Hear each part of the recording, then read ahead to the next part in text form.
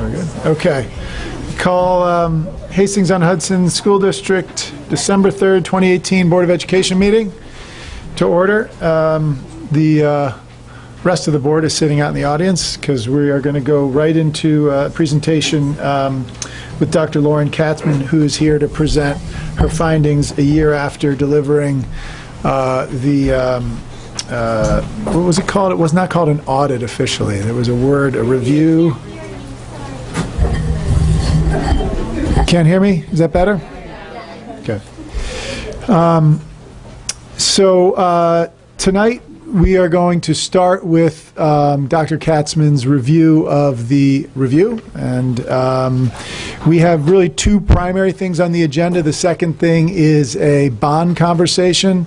There are a lot of people here, and I think there are a lot of people who may have some comments and questions, and this could be a pretty in-depth conversation. So if by 8:30 or so it seems like there's a lot more to go, we're going to just signal to the Director of Facilities, Joe Materano, and as well as H2M that you can go, and we'll table some of those conversations for the 17th. Is there anyone here who's specifically here for the bond conversation right now? Okay, so that answers that question. Without much further ado, I will just pass it over to you, Dr. Katzman, and let you take it from here. As far as a microphone goes, you can just stand. Is that okay? All right. Okay. Please. Hello? Can you hear me?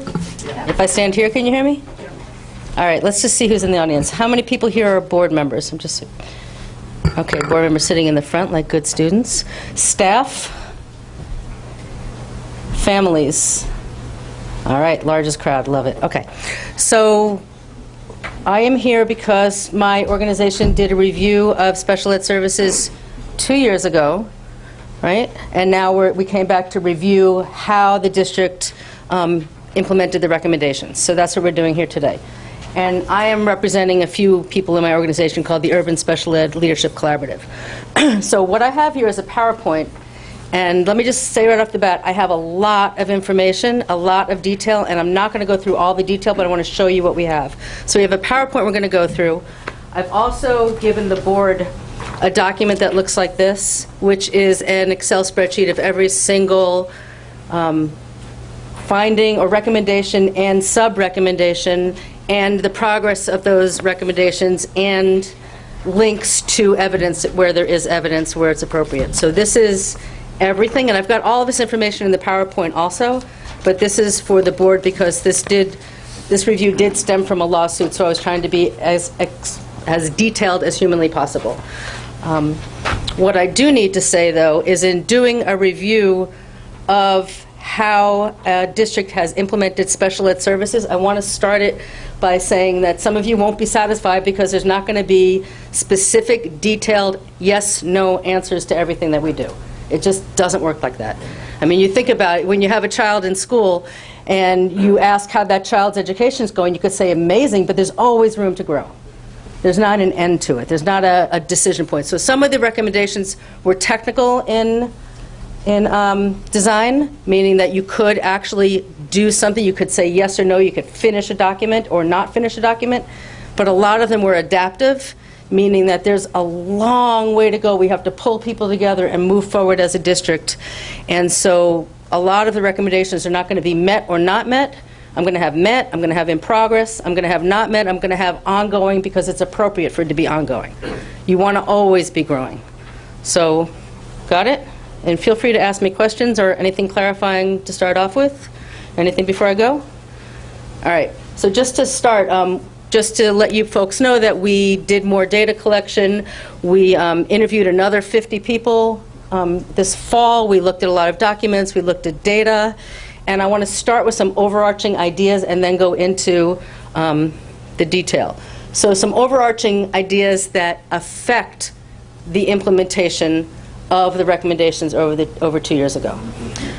So one is, and let me just back up and say that special ed is only as good as the district. Special ed cannot exist in a vacuum. It does not exist on its own. Special ed's only going to be as good as gen ed, or only going to be as good as the district.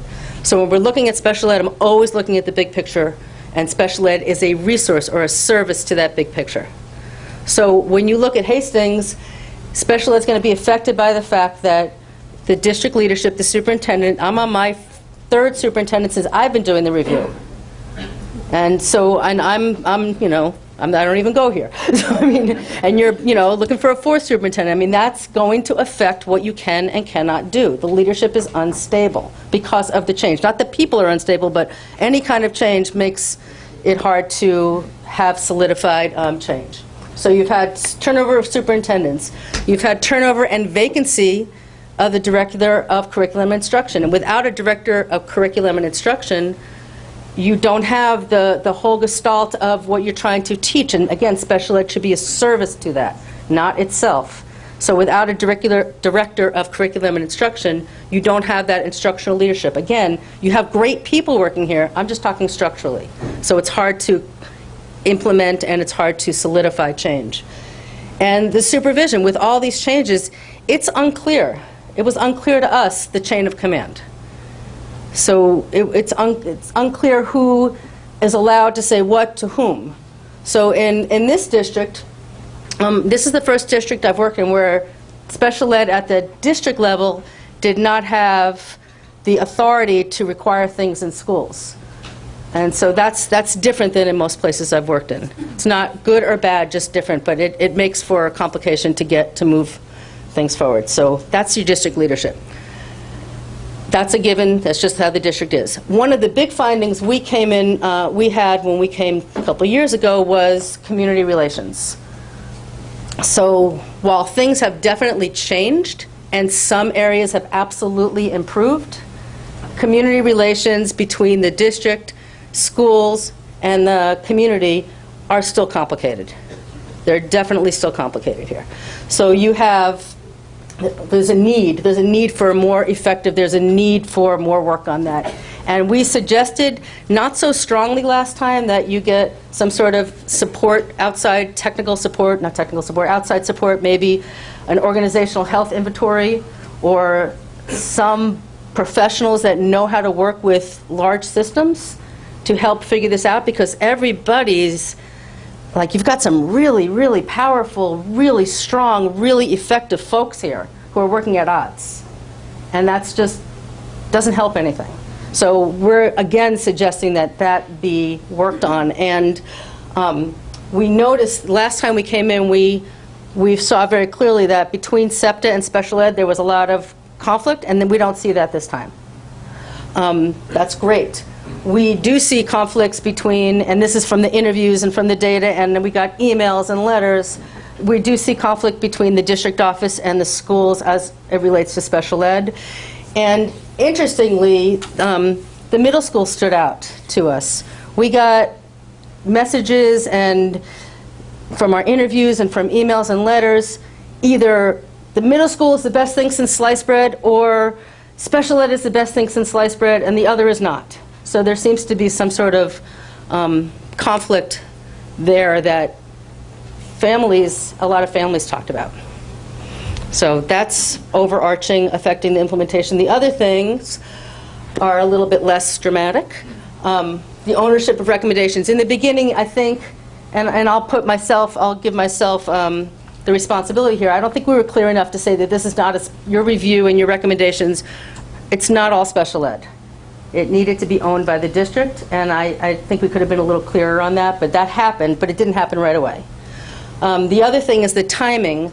I think there was when we gave you recommendations, the board was changing, the superintendent was changing, there was a lot of changes, and they were just kind of accepted right away, and without a lot of thought into how long they would take. And most of these would have taken more than a year, more than 2 years. A lot of them should be ongoing, and that's appropriate. You want that to happen. So the timing was just confusion around the timing. Other things affecting implementation of special ed support services is without solid district leadership and without your curriculum person, you don't have a district-wide MTSS model, but what is amazing to me is every school has one. That's fantastic. That is really great. But again, when you go from one school to the next and it's not comparable, there's some confusion there. But the fact that every school created their own MTSS is great. But the fact that the district doesn't have it aligned and that wasn't a district initiative makes for some confusion. Professional development, there were different ways that different schools accepted or didn't accept or used or didn't use or had or didn't have professional development, so it was uneven. And then the data, one thing we want to say about the data is when we came a few years ago, we could barely get your data. The data was so bad. I mean, there were lists, and the list from over this data system didn't match the list from this data system, so we could barely do any data analysis. And this time, we could do a data analysis. I'll show you some issues still with the data, but wow, what a jump from the last time.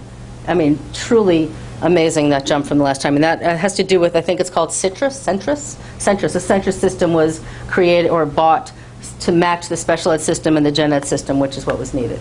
So those are my overarching ideas before I go into the recs. Questions, comments? All right, so I'm going to go into recs and also do some data. I want to just start off by reminding you where you are as it relates to the country. So the blue is the national data, the orange is New York data, and the gray is Hastings. And notice that we only have data for the nation for those 2 years. The next one's coming out in January. The New York, we're a year behind, and Hastings we've got last year. But basically the point is, if you look at just the gray, you've been steady the whole time. That's great. No problems. So just to remind you that you're okay there. And now I'm going to start with the recommendations. So the way we organize this is we have a recommendation and then a sub-recommendation. And then underneath that are some of the actions. I'm just going to show you the format first, and then I'll go into the actual detail. Some of the actions that were taken by the district to attend to that recommendation. And then I'm going to say it's generally met or not met, or in progress or ongoing. And then after that, I'll show you something that's going to look like this, which I'll explain later, which goes into detail, which we're not going to go into every single detail, but that shows you where I said generally met, generally not met, or why I said that. So looking at the first one was to structure your cabinet and your district office to align special ed curriculum and the district. And obviously that couldn't be done because you don't have a director of curriculum instruction. So that one couldn't be met. So just letting you know right now that that one is not met. And I'm saying generally not met because I have the details in the document that you're going to see in a few slides. I'm just doing general and when I pull them all together. But each of these have their own little yes or no's. So generally that couldn't be met. The second one was to structure the special ed department to promote more effective and efficient supports to schools. And we're saying that was generally met. And what we're saying is that there was a vision created by the Office of Special Ed. I think there needs to be more communication around that vision so everybody's saying the same thing and thinking talking the same talk. But there was a vision and there was communication around that vision. The role of the director and assistant directors of special ed were defined. The roles of other staff, they are starting to be defined. Many of them are, some still need to be defined. There's a move to shift to instructional supports. And then there was a definite move to track and monitor missing-related services. So there's a system for missing-related services now. There's letters that go home. There's making up those services. So pulling all that together, I'm going to say generally met. And let me just explain. This is why I said generally met to that one. And I'm just going to show you the format one more time. This is why I said generally not met. And let me explain what those things look like. On the right-hand side over there, you're going to see progress and primary responsibility, so you can color-code it so you can see it in the back and you don't have to read it. So progress, you have met, which is, met. You have ongoing, and ongoing means it's never going to be met. It shouldn't be met. You should always be working on it. And the district is moving along. So if I'm saying ongoing, it's ongoing. It started. In progress means there is an end there, and it's started. And not met is not met. And then also, just to be clear, and this is very, you can't really decide what's district, what's special ed all the time, but as much as I could, district or special ed, or district and special ed are together. So you're going to see, like, the goal would be tracking and monitoring missed services. The action the district took would be developing a system. The progress was met, and the primary responsibility for that one was special ed. So does that make sense, what you're going to see? So again, this first one, you can see that the primary responsibility for hiring director of curriculum and instruction is the district. And that didn't happen. Okay? And this one, this is creating structures at the Office of Special Ed. You can see on the right, the primary responsibility for most of it was special ed. The primary responsibility for helping with developing roles and moving towards instructional supports is district and special ed. And you can see mostly green but no red. So I'm saying generally met. Make sense? Is that confusing people? We worked so hard on trying to figure out what to do to make sure people could see it, but hoping it's visual. All right, so now we're on the second one, and there are 6 recommendations, and some of them have bullets. I'm going to take a few questions, but not many. Go ahead. I was just going to ask you, as a board member, I do have a question about point 1. Do you want me to ask it now, or are you going to be going back to it? I can go back to it. Whatever, you just told me how you want to push it. Let's go back to it. Yeah. So we'll hold If that's okay? Yeah. All right, unless it's clarifying so you can't move on to the next one. Something that wasn't addressed that I think is an issue, and I know we talked about it. So how about we go into more discussion after? And let me just keep presenting the facts, and then we'll go into discussion, if that's okay? Okay. So the second one is to develop a human capital strategy. And I'm saying that a human capital strategy where you're appropriately staffing and you're training and you're providing professional development. No matter what, I mean, as long as you're started, that should be ongoing. That should always be ongoing. You should always be providing professional development. You should always be thinking about your special ed staff, especially when you're doing special ed services right. Let me just ask, who here is a special ed teacher or has been? Okay, so you guys know that our job has morphed so many different times that we need to rethink even what that job is. And when you're trying to meet the unique needs of students, that special educator may be teaching a child, may be working with a general ed teacher, maybe consulting, maybe doing a reading group, maybe not. I mean, there's so many different options for us to provide services, so you want that to be ongoing. But what the district did is created, I mean, it dealt with shortages in occupational therapy and physical therapy, and basically looked at all of the different roles that teachers have and looked at the professional development. And I'm saying that it's going to be ongoing. And then the second part of number 2, and there's 3, A, B, and C for number 2. B, number 2, is a standard operating procedure manual. I think a lot of you in here probably had some part in creating the standard operating procedure manual.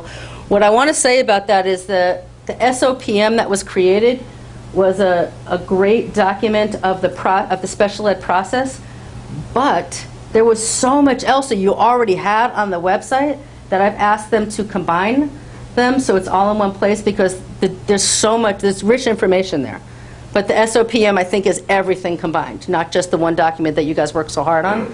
So I want to say that it's in progress. You have the information there, just visually put it together. So it's in one place, so it's easy to find on the website. And it may be called the whole thing the SOPM, or the whole thing special ed, whatever. I'm not worried about the name, but the information is absolutely there. So that was the SOPM. And then the data collection systems. You guys worked really hard on creating data collection systems.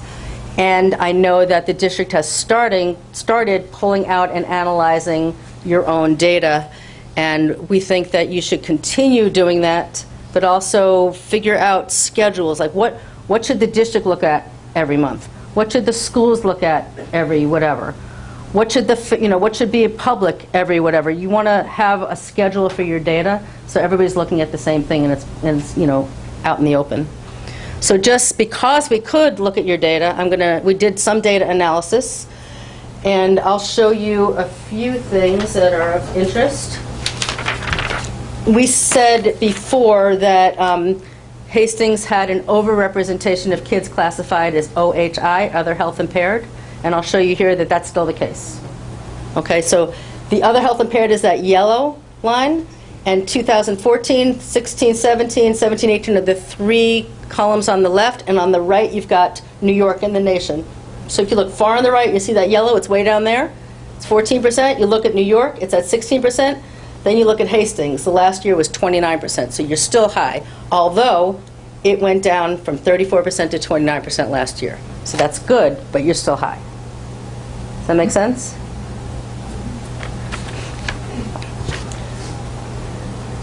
The other thing I will show you is that when we're looking at disability categories by grade span, this is also interesting. So I need a pointer or something. Let's see if I can do this.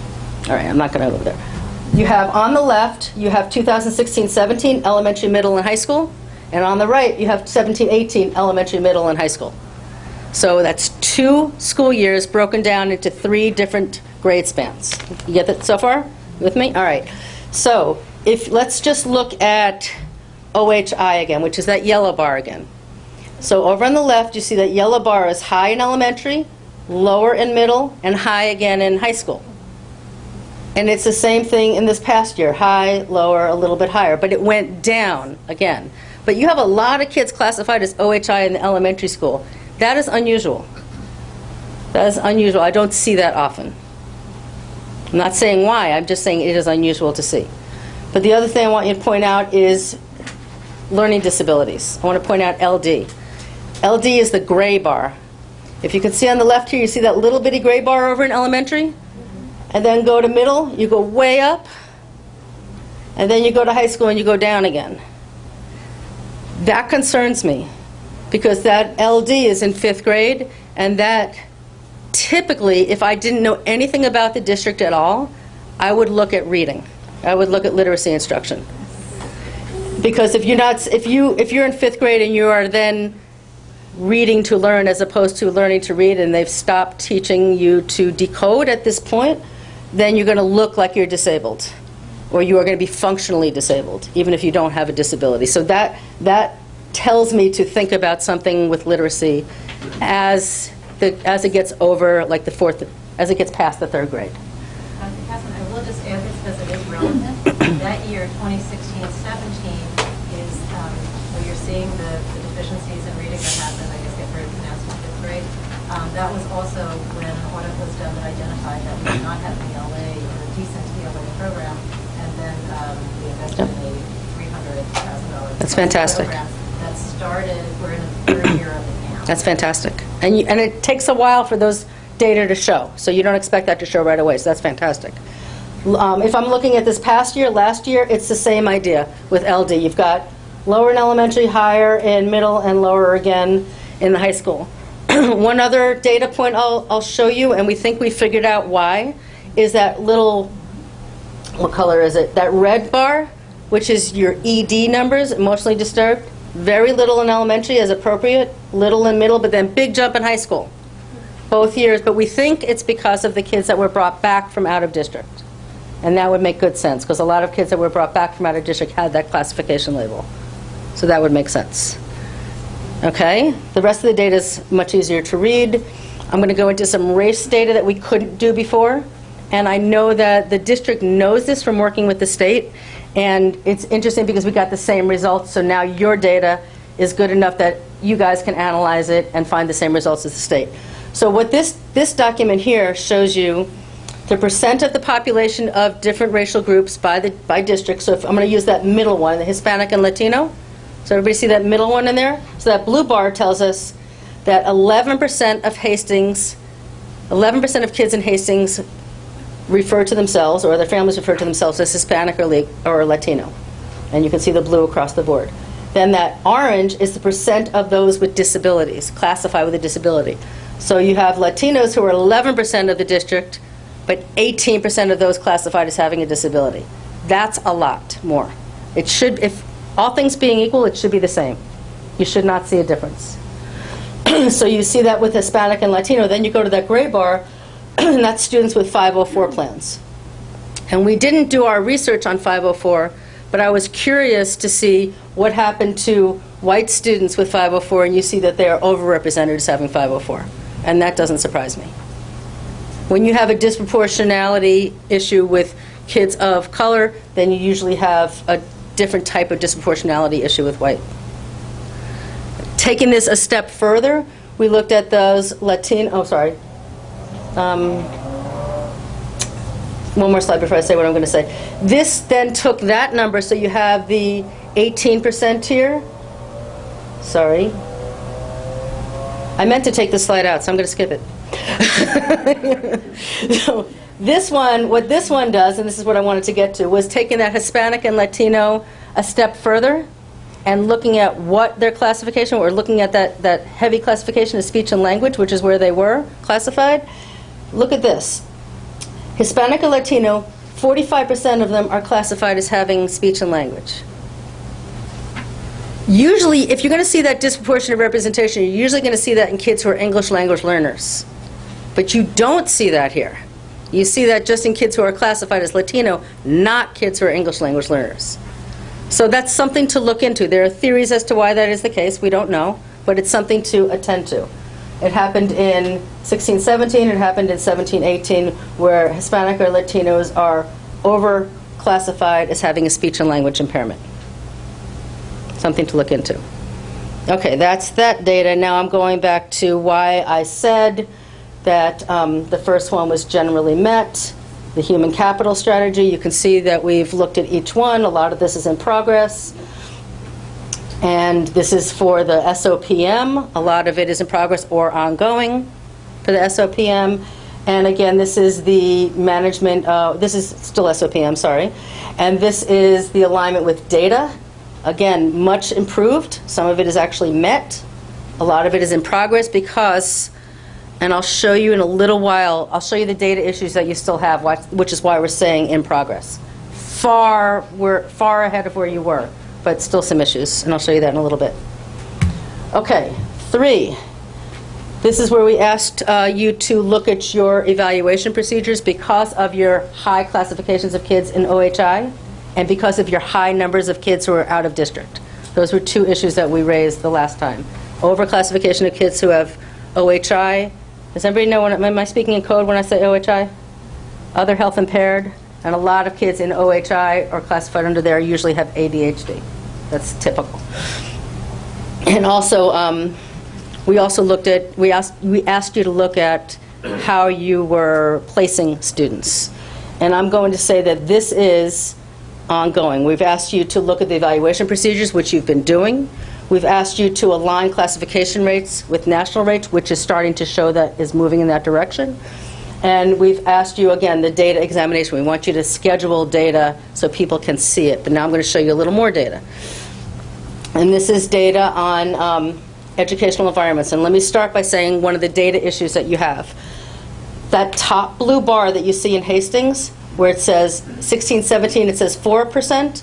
17-18, it says 9%. 4% or 9% of the kids in Hastings, we don't have clean data on. So we put it there to show you that the data that we're showing you here might look different once those data are cleaned.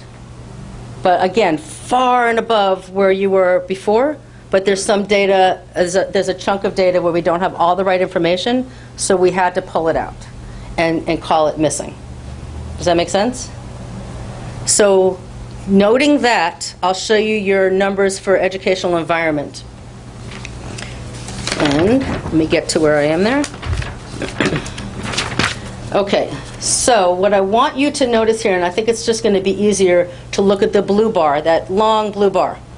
That long blue bar says that kids are in Gen Ed 80% or more of their day.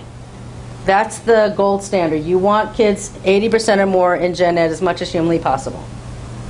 That's called full inclusion in some places, and it's called other things in other places, but that's where you're looking at. It's also easiest to see on here. Then the red bar would say 40 to 79% in Gen Ed. That's usually like one resource class, one class. Then that, what color would that be? No, I'm looking at the gray one in between the yellow. That would be a special ed class, and then your yellow is out of district. So I'll start with looking at the blue bar. The top one is the nation. That's how we, and the nation is considered, well, we'd like to see the nation's number of more kids in Gen Ed, 80% or more of the day, more than we see it here. So the nation, in my opinion, should be higher. So nation is 63. New York is 58 as a state. Hastings, when we first came, was 54%. And in this last year, it was 46%. So it actually went down. Yeah. Can I just ask you? Yes. I just want to circle back to the point that you made when you first came here. You remember? Which was, Okay. which was the percentage of children with IEPs in district with cognitive or building cognitive impairment. And I believe that there was like over 90% that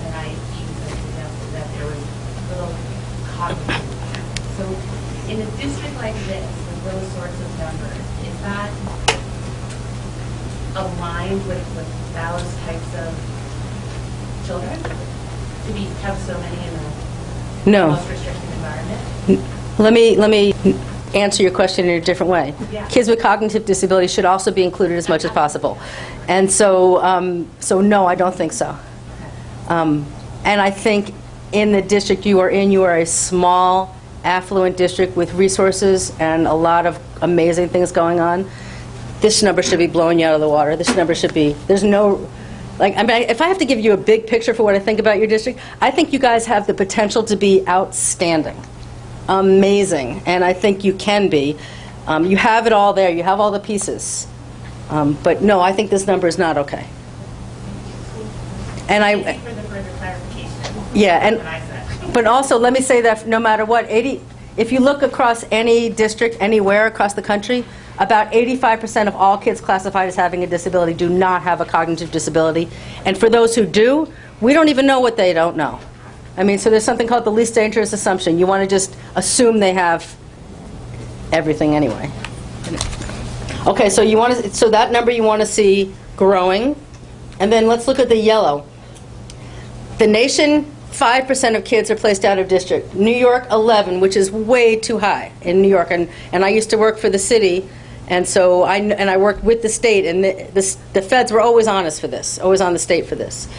Hastings, 13. Now again, some of those data are missing, but when we were first here, 13% out of district, then 16%, then 21%. But I want to just remind you that almost 10% of those kids are missing, so that data could shift. But it's still, it's high. So reasonably comparing the nation of 2013. That's the latest data the nation has. So it's the only way it can happen, because the 15-16 data comes out in January. So it's always years behind, and so we just make sure we note it, but that's the only option we have. The federal data is years behind. Because imagine, now think about how we've had to clean up your data. Imagine cleaning up the country's. It takes years. And everybody, you know, gives it in their own way. So it's many years behind. It's just it's the only thing we can do. Dr. Katzman, with the missing data, is it correct to say that these numbers will only go up and none of them will go down? No, because those are percentages, so they can go. Oh, they're percentages. Yeah, they're percentages. They're not numbers.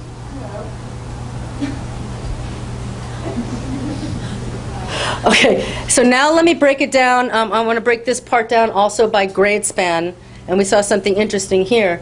Again, looking at those blue bars, the top is 16-17, the bottom is 17-18. This is all Hastings. If you look at the top, elementary has a lot of kids in full inclusion, I'll call it. Then middle, you go less full inclusion, and then high school, you go back up. That kind of, you know, kind of maps with the LD numbers too. So you have, again, in elementary, in 17-18, you have the same trend, but it went down. So it got worse in 17-18. So just note that there's differences between, and you just have 3 schools. So you have an elementary, middle, and high school, and it's like there's differences between the 3 in how kids are classified, and how kids, and what kind of special ed programming and educational environment they're getting. So there's some gaps there between the 3 schools. And again, you have 3 schools. It should be, logically, it makes sense that it could be easier, but I know for a fact that nothing's easy in a school district. I get it. But there's differences in there.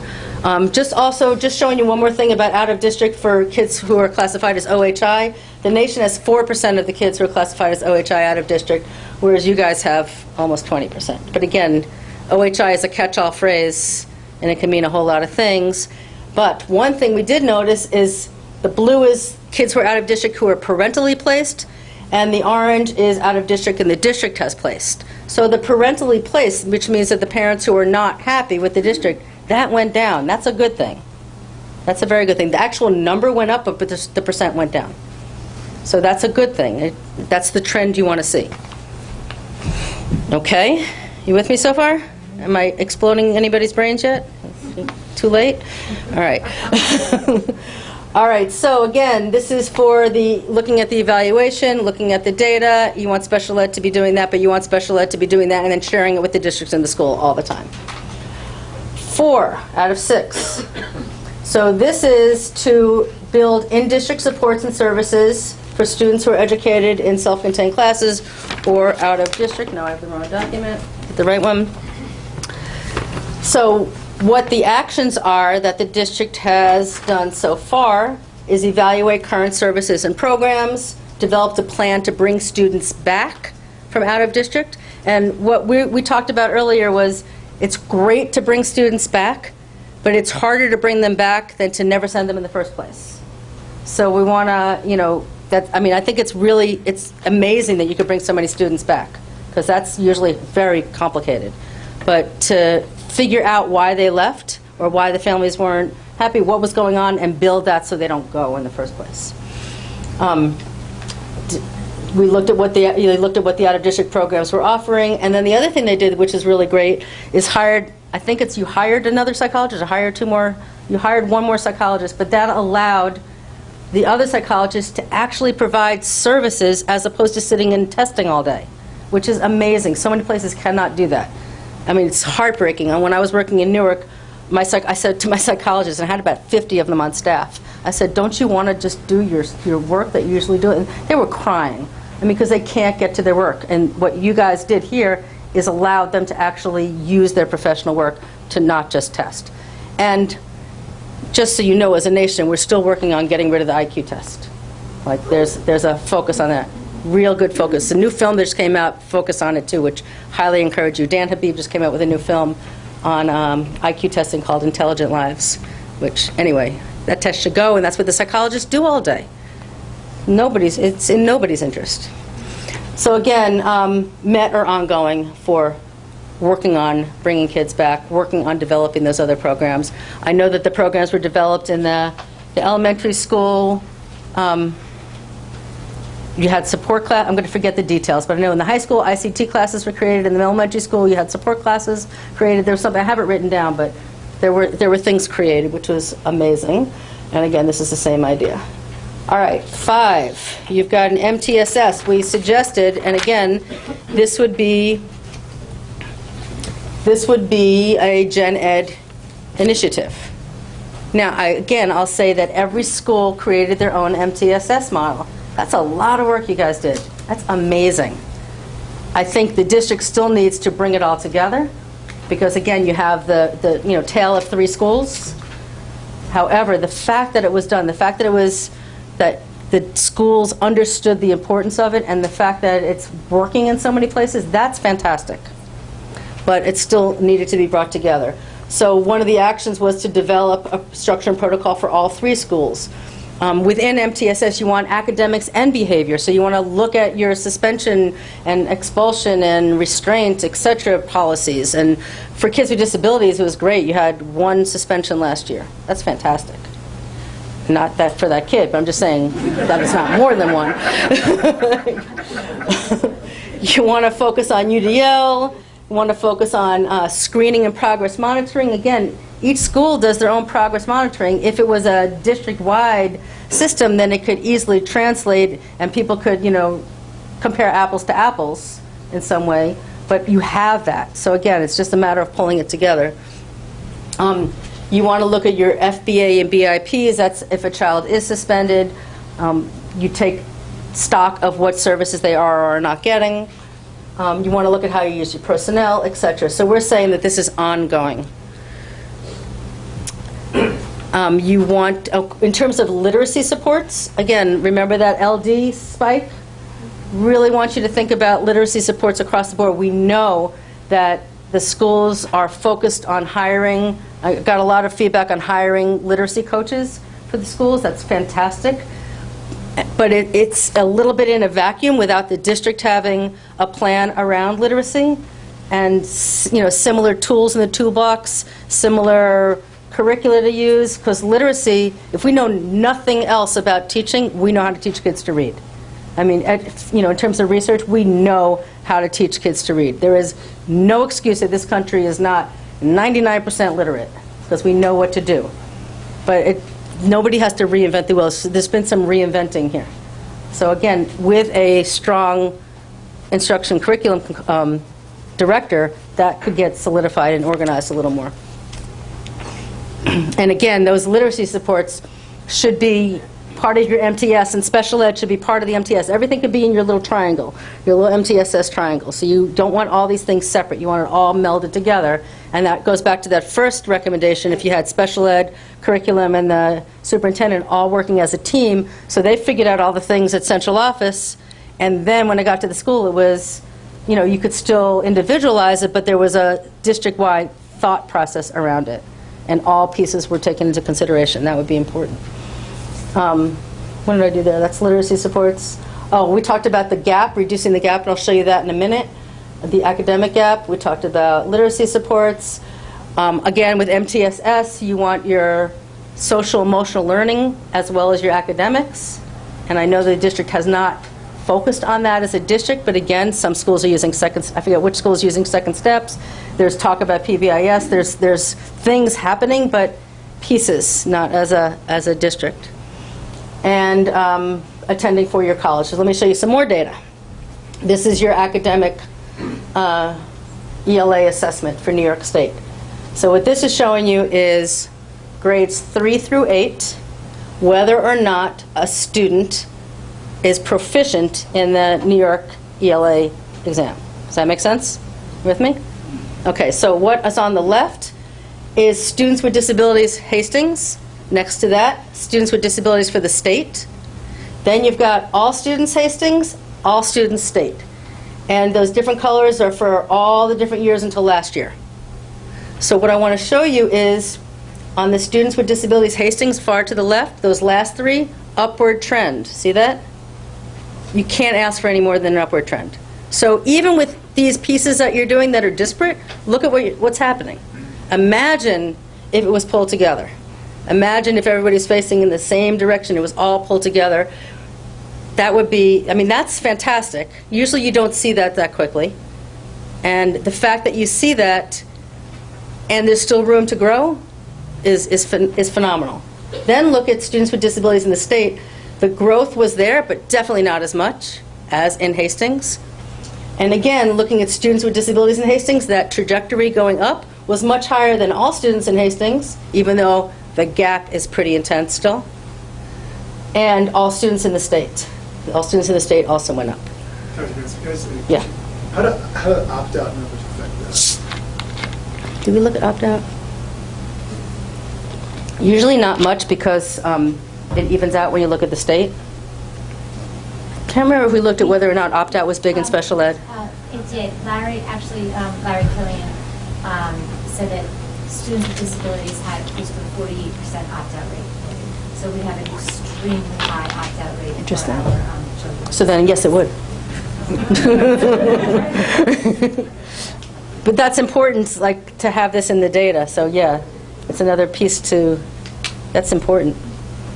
That's interesting. I wonder who opted out and still how it went up, if you could organize that by who opted out. But anyway, without that, you can see that the same thing happened almost in math.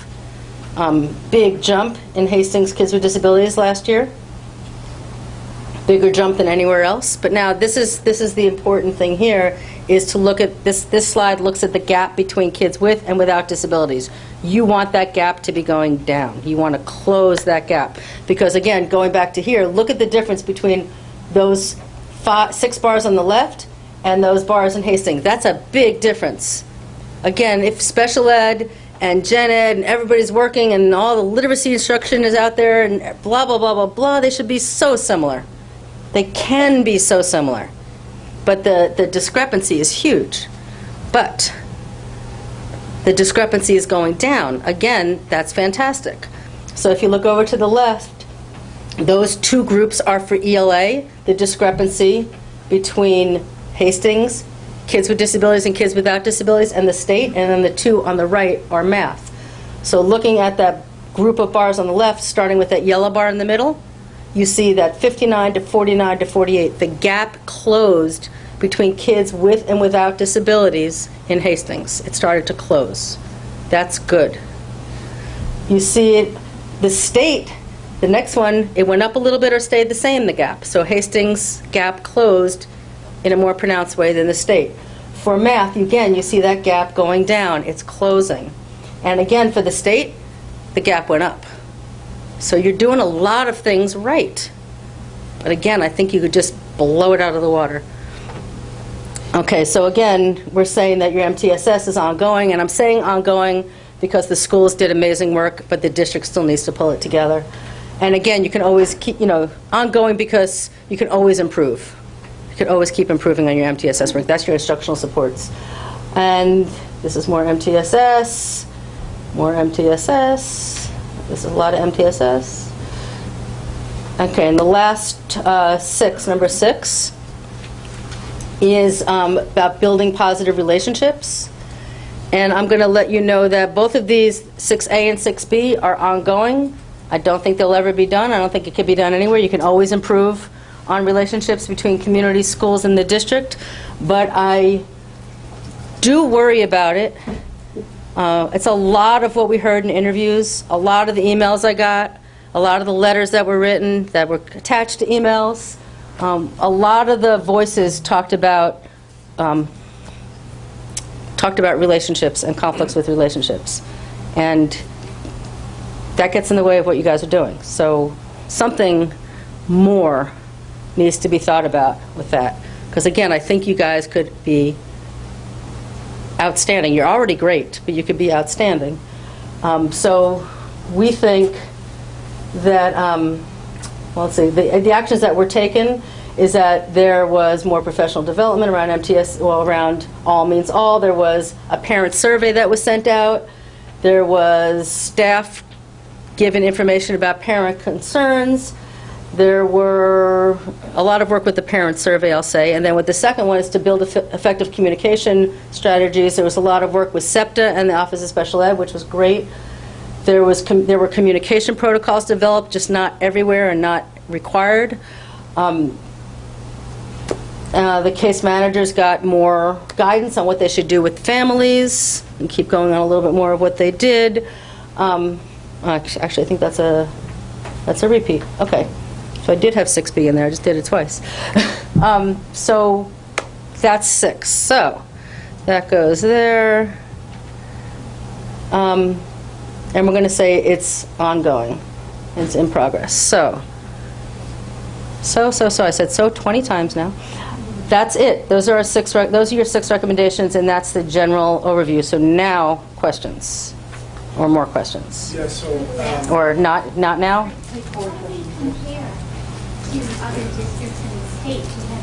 So give it 1 second. What did you want to say about? Yeah. So I think we want to do the board dialogue first, and then after a little bit of time, we'll kick it over to the community to have some questions, because I know the board's got. This is traditionally how we do these sorts of presentations when someone comes and presents to us. So I think it's worthwhile for maybe the board, so everyone can hear us, to go up and take our seats right now. Thank you. And Where do you want me? yeah. Stay where I am? Why don't I can stand. stay there, or is there an extra seat? I'm okay standing. I think that we have an extra seat. Sorry. Wait till you guys ask questions, then I'll stand again. Put this back. All right. I'll stand up when I ask them, unless you want to put it there. We can actually use the chairs. You want me to sit? You can. Sure.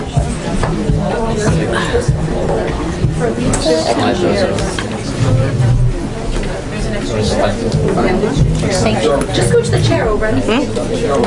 Yes. If I need, Tim, so do just you want me to get slide it? more of this. I don't need this chair. No, sit here. Wherever you're supposed to sit. I think we still just need one more. I don't know, we're doing a little musical chair. Try and just slide, everyone slide a chair down. I think we're okay on this side.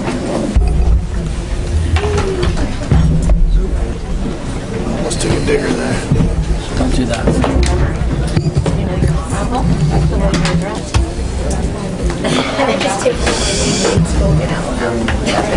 So, okay. Can everyone hear? Yeah? So first of all, I want to thank Dr. Lauren Katzman for that presentation and pulling the data together, and also everyone in the district who has done a lot of work, and everyone here who's sat down. I know a lot of you have been in meetings, shared notes, sent emails with regards to everything in this presentation. So we're going to kick it over to the board. I do want to just quickly say before we do that, you know, in my work doing organizational consulting, one of the big concepts we always talk about is intent versus impact. And you can have a great intent and you can have a negative impact.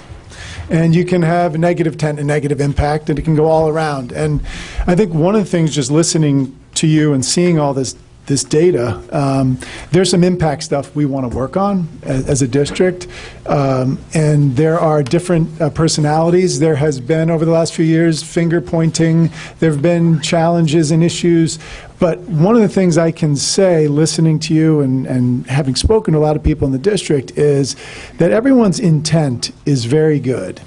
And I think we really have to start there. And if we start there, I think it can have a really positive impact on the sort of conversations about what do we do next. Because if we start with that assumption, I think it can take down a little bit of the defensiveness at times, a little bit of the aggression at times that people feel over this topic, and we can start to really kind of peel away and unpack what some really productive solutions could be. So with that, I'll kick it over to the board and start some questions for Dr. Katzman.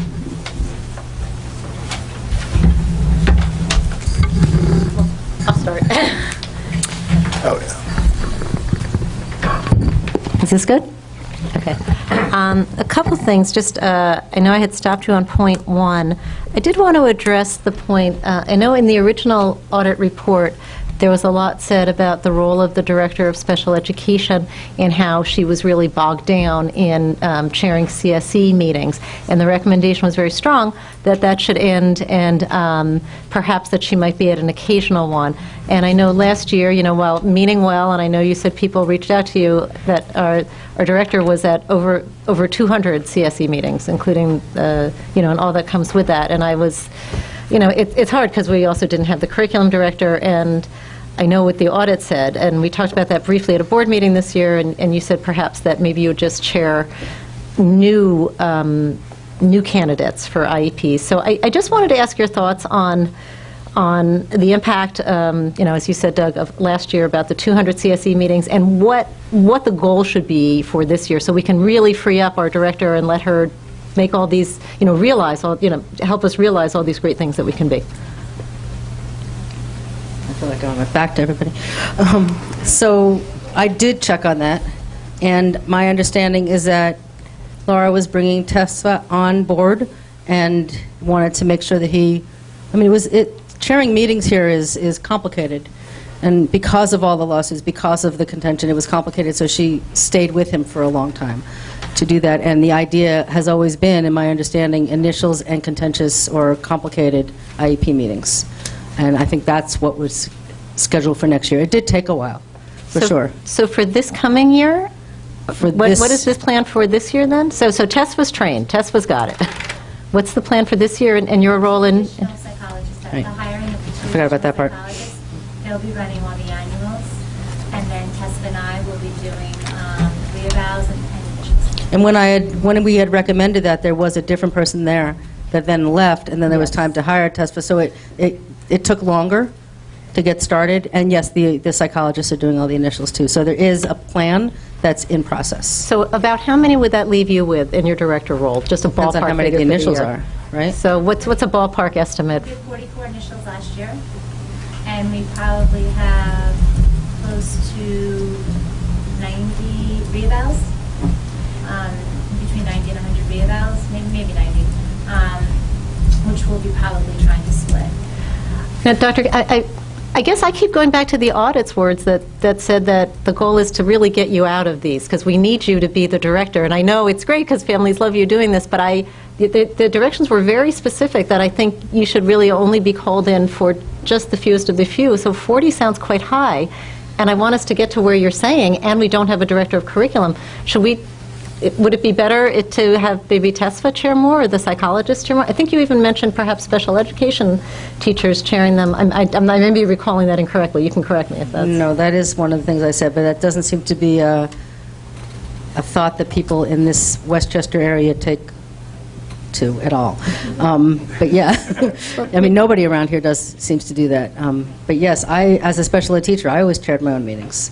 But it's not policy, but it's not the practice around here. However, I think there's something else to think about that we didn't talk about is reevals and how much they take also, because I think a lot of places reevals are bigger than they need to be, because you don't have to test every reeval. You have to assess whether or not you need to do any assessments for a reeval. So I don't know how that's working here with reevals. So I don't know what the reeval load would look like. However, I think initials are the appropriate thing. I think initials and complex things is appropriate for the director to do. So where did we wind up? So the initials, you would be doing reeval is my question. The initials or and the part? I'm sorry? You'd be doing all the initials or part? So right now, Tess and I are splitting the initials, and we're splitting the reevals. And then we're leaving all the annuals to the two new Psychologists. Yeah. Do we think we could free you up from the reevals? And that you'd have more time to be director? I think once the spring comes, and it's not just Tessa and I, because right now our two new psychologists are new. They're also running all the 504 meetings. So that's what they've been doing right now, doing all the 504s, once as they become comfortable with that. So they haven't been running any CSE meetings this fall. It's just all been Tessa and I. So we've even been running program reviews this year and doing amendments. The goal is once you have your whole team and everyone is trained, then I should not be doing program reviews. I should not be doing amendments at all. And really just the initials. But I think what we've gone through, we had a supervisor of special education, that person left, then for 2 months I was by myself, then we hired TESFA, there was a training period, we also then started having one psychologist do some meetings, so there was 3 of us last year, and then this year there'll be 4 of us. But then that psychologist is no longer doing the meetings, so it's training 2 new people, so I think it's a lot of the training, I think that's taking time, but I think moving into this annual review season, I'll be doing a lot less. Okay. I had one other question, and that went to our OHI overclassification, because I was disappointed as well. I saw my numbers were a little different, but it looked like a 20% increase-ish. What guidance can you give our staff to help? I mean, I know in the audit it says that we need to learn better and understand how to discern the differences so that it's not an OHI classification. So what can we give our department going forward so that we pull that number back? Or is there trainings, perhaps, PD, I don't know, or you're calling experts to work with our staff, because it's a troubling number. OHI is so flexible that it can happen easily when requested strongly. I think again, in affluent districts, I find this almost everywhere. It's a term that can get you things and isn't so negative. So it can get you accommodations, it can get you services, and it doesn't look like it's not a bad label for a kid to have. So in affluent districts, I find that families push hard for OHI versus sometimes ED versus autism. I'm not saying that's wrong. I mean, I personally would love to see a lot of these labels shift or go away. And OHI is one of the least stigmatizing, nebulous, negative ones. However, because I think there just needs to be some stronger lines drawn. So saying, I mean, I know the reputation of OHI is, I'm not talking about our parents here, but the reputation is if people push hard enough, it's something to be given. So what being stronger means saying... Well, usually, in the districts I've worked in, it's usually the upper grades that it's higher, but here it's elementary school. So I wonder if that's a way, or elementary school and high school, I wonder if that's a way to give a kid a service without giving them a stigmatizing label. And I would I would push back on them and figure out what's really going on. But again, there might not be bad reasons for doing that. It's just, it doesn't give you if you can't really see the disability that much, maybe there isn't one. Have you seen a connection of overdiagnosis of OHI and more direct instruction style classrooms in elementary as opposed to child-centered focused curricula? I want to use that, I want to change your terminology, or change that idea.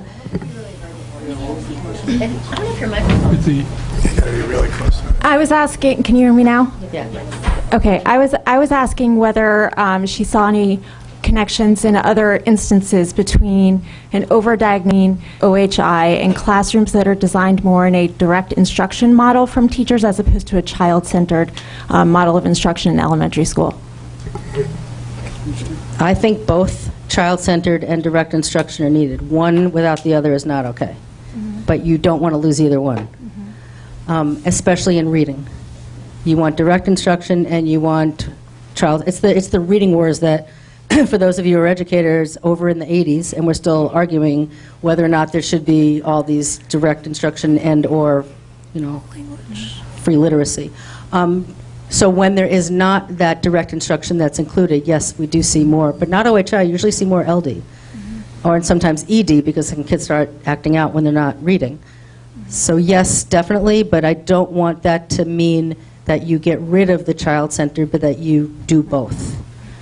And so I think there needs to be more direct instruction and the child-centered. Dr. Katzman, I had a couple of questions just about the numbers that you presented about these children who were classified as Hispanic or Latino not being Ls but being considered speech and language impaired. And I had posed this before to our special education team about what types of assessments that we were using to classify these children, or what sort of recommendations you can give towards them. So is there anything that you can speak to about this? Because to me, looking at just those numbers, that means we're giving kids things that they don't need, and we're labeling things because we are misinformed. So we are doing a grave disservice to our families, who oftentimes are very underrepresented in these types of situations, who aren't coming to board meetings, who aren't speaking out, who often go to CSE meetings with no translations of the documents in their native tongue.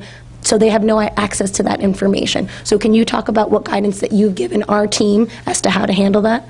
I think your numbers here are small enough that you should be looking at every single one of those kids. I don't think there should, I think you should be looking at those, the kids of color in this district. The number is so small, you want to, and we didn't see any issues with kids who are African American, but I think there might be, just the numbers are too small to actually say that, definitively. So I would say that for those kids, you want to look individually at those kids, because you are small enough and you can do that. That's one thing. The second thing is exactly what you're saying with the families. Make sure they are well informed, extremely well informed. Don't do anything until they're informed. And you can. It doesn't have to be just. You guys are going to kill me for this one, but it doesn't have to be just one meeting. It can be a few times where you're sitting and you're talking to them until they're informed. And then I would also look at the actual assessments that are given, and I would also then start looking at the data as who's referring, who's assessing, just to see. Look everywhere to see what's going on, because your numbers are so small, and I see that big of a jump. That's an issue, and I know the state also flagged this as an issue. So can you give any sort of guidance as to what type of assessments they should be looking at for those things, or is that something a conversation that has started and we're just unaware of as a board? I am not an expert in which assessments to use, so I have ideas, but I wouldn't want to say because I don't know enough to speak without missing some of them. But I think you have people on your team, but We've reached out to both of these. There's a bilingual specialist in Chris with us, so they're back and forth. And we're looking into seeing what documents are. And it's hard in general, because that information is not prevalent, but we are looking into it. And I think I've been in communication with it since late September, early October, so we're still in the process, because, this is not new. We're aware of it. The numbers have gone down, but it's still an issue. We're trying to figure out how to fix it. What's fascinating is it's not the kids who are English language learners, so that's something I've not seen. Right. Usually it's the English language learners, and there's a lot of folks I can tell you to reach out to for that. Everything else seems just subjective. And can you speak to, if you think this is important at all, that we have multilingual psychologists on staff? Always. I mean, I would always ask you to have that, but you have a very, I mean, there are hardly any.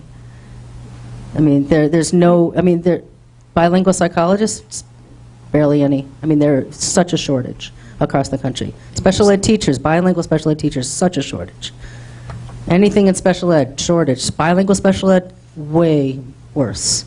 So to have bilingual, or to have not only bilingual, I don't care if they're bilingual themselves, but they're trained in, right. Much of a shortage. But one of the good programs in terms of bilingual assessing, there's a lot of good training coming out of TC. Mm-hmm. And I can actually put you in touch with the person who does that training. Thank you. Welcome. And because there's so few people, maybe you also want to train up some of your own folks. Sure, we can, I think everyone's got maybe one or two. You pass, okay. Dr. Katzman, thank you for coming back. And thank you. The presentation was quite interesting. One question for you, just in general terms, so as to avoid, finger pointing and animosity. We talked a little bit about, or you talked a bit about trust issues within district. And I guess I want to get a better understanding of what it's supposed to look like. I don't want to go into this or that specific point, but rather as somebody that looks at multiple school districts over an individual year, multiple years, what are we supposed to be looking for as a board as indicators of success of intra-district functionality? The one thing I look for is, what's the conversation about? Is the conversation about students and learning, or is the conversation about the adults? And a lot of the conversation here was about the adults. So now I just want to have almost a conversation, because a fair bit of this is my own education, and I think as I'm educated in this sort of conversation, others either at the board or in the audience will be educated as well. When you say specifically what the conversation is about, at what level is this conversation happening? Where am I supposed to be following up? Is this the byproduct of individual CSE meetings? Is this the conversation between the special education leadership in the department and individual teachers? Like, there's lots of conversations that happen every day across buildings and across across different individuals. What conversations am I supposed to be focusing on? I don't know if I can answer that the way that will feel satisfying. It feels historic. It feels like it's been there for a long time. It feels like people are arguing things that have been argued for a long time. Okay. It sounds well, it feels in part because of a lack of consistent leadership. So again, Okay. people vying for their seat at the table, and it's not clear who has what seat at the table. So there's a lot of vying for seats, or power, is another way to put that. Uh-huh. And again, if you don't have just a focus on, just for a moment, and this is not the main thing, but just as an example, focusing on the director of curriculum and instruction, if there's a focus on literacy for the whole district, then there shouldn't be confusion, and there shouldn't be conflict, and then everybody's focused and pointing in the same direction. So there's too much is kind of up for grabs, and again, everybody's working really hard. And again, just to fact, I keep saying this, but I think it's really crucial to say that every school created their own MTSS process. That's amazing, but it shouldn't have had to be. It should have been that the district did that work and supported the schools in doing their own unique implementation of that. But now, so everybody's got their own way of doing things, so there's I don't want there to be uniformity, but everybody's not looking at the same thing. Everybody doesn't have the same vision. Everybody doesn't have the same mission. And I think it's a number of things, but I also think it's very historic. Do you see challenges occur with sort of top-down, trickle-down approach, right? So when we get to a district, when there is a director or assistant super of curriculum in place, and we're working towards a district-wide level MTSS, in your experience, have you seen instances where the sort of top-down, trickle-down dissemination of information, creates conflict, and then, how have districts successfully navigated that from what you've seen? The successful districts that I've seen have all of that debate at the central office and figure all that stuff out at the central office, and then give their school administrators and teachers as much room as they can to teach. And again, I keep using the MTSS as an example. That had to have been a lot of work for every school. But what did they not do? Because they were working on developing the system. 3 different systems, 3 sets of work to get to 3 different systems. What didn't they do? What couldn't they do? I mean, I'm sure it created a lot of good collaboration and good thought in doing that. There's nothing, I'm sure they learned from doing that. But had the central office given the district, let's work with representation from every school and figure this out and have all the conflicts happen at the district level, I think an administrator's job is to, in school level, is to get everything out of the way so their folks can work. So the superintendent wants to get the stuff out of the way so the special ed director and office curriculum can work. They want to get things out of the way so the principals can do their job. Principals want to get things out of the way so the teachers can do their job. Not everybody should have to do everything because there's just not enough time. Did that even come close to answering? It does. It does. And everything you said makes sense. And it's useful for me to hear an outsider who is really studying districts nationally and regularly to articulate that as well. So, and let me say one other thing. You want your leaders in the school. You want your teacher leaders. I'm sure this MTSS process that was developed in each school created a lot of teacher leaders. You want that also. You don't want to not have that, but you want to have that for the right reasons and the right amount of time and the right decision making. Right. But you want the central office to do as much as they can to clear the brush so other people can do different work. But you don't want to require people, I don't mean central office says that you do it this way, you do it that way. Vet things, organize things, bring people into discussion, do all of the facilitation, have voices from everybody, create those leaders, but do a lot of the work and get a lot of that work off of their plate. That's what Can I ask a follow-up question to what? Sure. Do you mind? Go ahead. So in the beginning of your presentation, you started talking about the role of the director of special ed and how you and I might be misquoting you, so please correct me if I'm wrong, that she didn't have the power to make decisions. So did you mean over principals, like our administration team? Because I think something that makes Hastings so special is that collegial view that we have with everyone, meaning students are actively participating up as a part of their learning, just as we as a community, as parents and teachers, also have that voice. So I know my personal opinion, not one as a board, but is that I encourage that equal collaboration among our administration team, and I see them as one team, not as a hierarchy. So can you just speak to that? So there's good and bad in that. Right. When I'm the special ed director, let me just take Newark as an example, because the last place I was a special ed director was Newark. 77 schools when I was there. I can't have 77 different folks in charge of special ed because they don't know what's going on. One principal doesn't know what's going on in the other 76 schools, nor do they know what's going on in the state, nor do they know what's going on in the feds. That's my job. So if I'm to know, and that's my job, to know what everybody is doing and to know all the options that are in the district and to know the rules and to know the law, I need to be able to tell a principal or a teacher, you must do this because that's my job to tell you that. So when I'm the special ed director, I had to say, I mean, it's not that I'm not trying to create a hierarchy as much as maybe it is a hierarchy, but as a special ed director, if I couldn't facilitate and create change, then I couldn't do my job.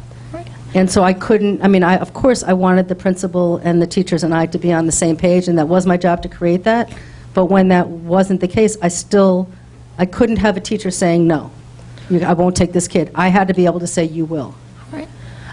So I guess maybe it's just in my understanding, because to me, comparing us to Newark is just a hard sell, because we are, That's just my own personal- we are Hastings. So we are 3 schools, roughly 500 kids in the elementary school, et cetera, et cetera.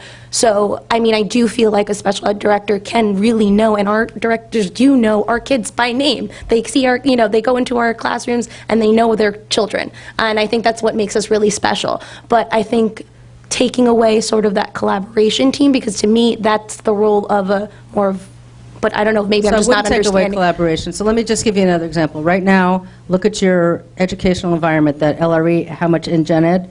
There's a big difference between the 3 schools. Say that one more time, I'm sorry. If you look at how often kids are in gen ed, that least long restricted. blue line, Yeah. Right.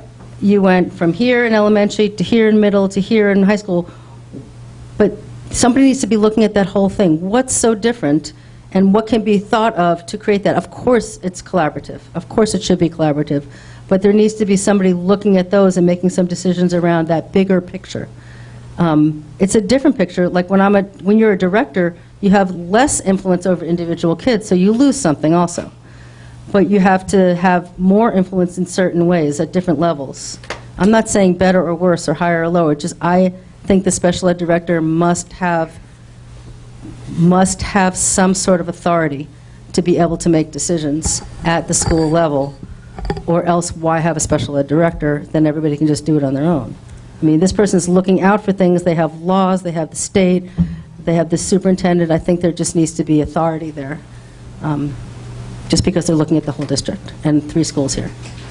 I was going to say, just to address that in the context of a small district, because we have the skinniest central office ever, and I'm not saying that that's a good thing.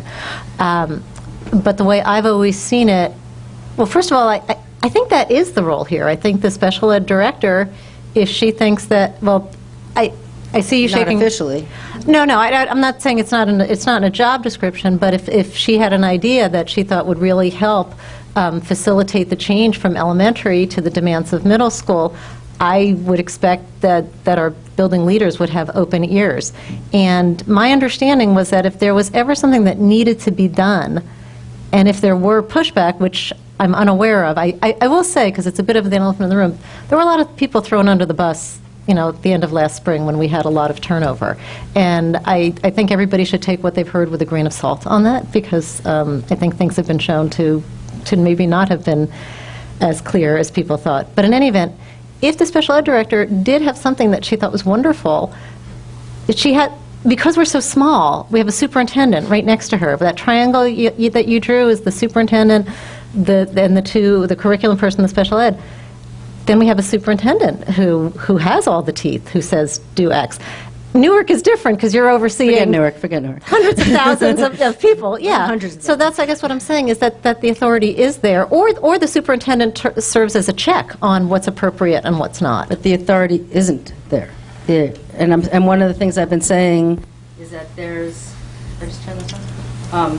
I did. You're a child, you know how to do these.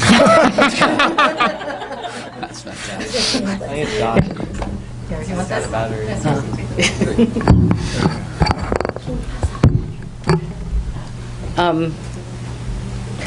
What was I saying? I'm saying that there is, one of the things I've been saying also is that there's relationship conflicts. I mean, professional. I'm not talking personal, but there's conflicts. So without clear chain of command and clear understanding of who's doing what job, I think it would just be clearer. But I hear what you're saying about collaboration. Of course, that should be the case. So then did we really meet our goal of clearly defining those roles?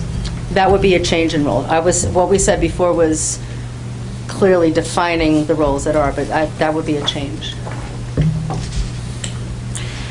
I thought that the least restrictive environment numbers were pretty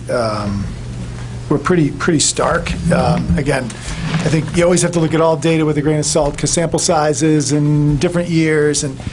But I wonder if you could talk. I mean, to me, how do you impact that? I mean, you have really good professionals in the district that are able to create the right environments to create the place for these least restrictive environments to get created. And what's the key to unlocking that? It's some of the cultural stuff we've been talking about. It's professional development. To have people really be able to know how to create the right environments and general ed environments that's going to benefit everyone. And so I wonder if you could just talk a little bit about the connective tissue between how do we get that least restrictive, more people in those environments, that number up, and the role of PD, given what you've seen in this district or what you've assessed, and how we should approach that. How are those two connected?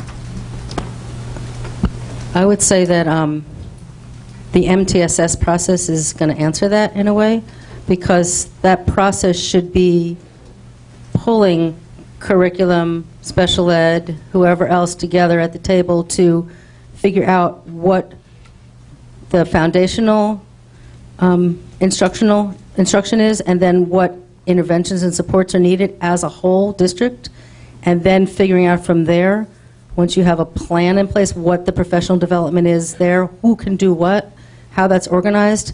I think if that were to be clearer, I think then the LRE, least restrictive environment, would be clearer, because you know what interventions can be used for a student in the 5th grade, for example, who has reading issue. I know that the middle school got a new reading specialist, right?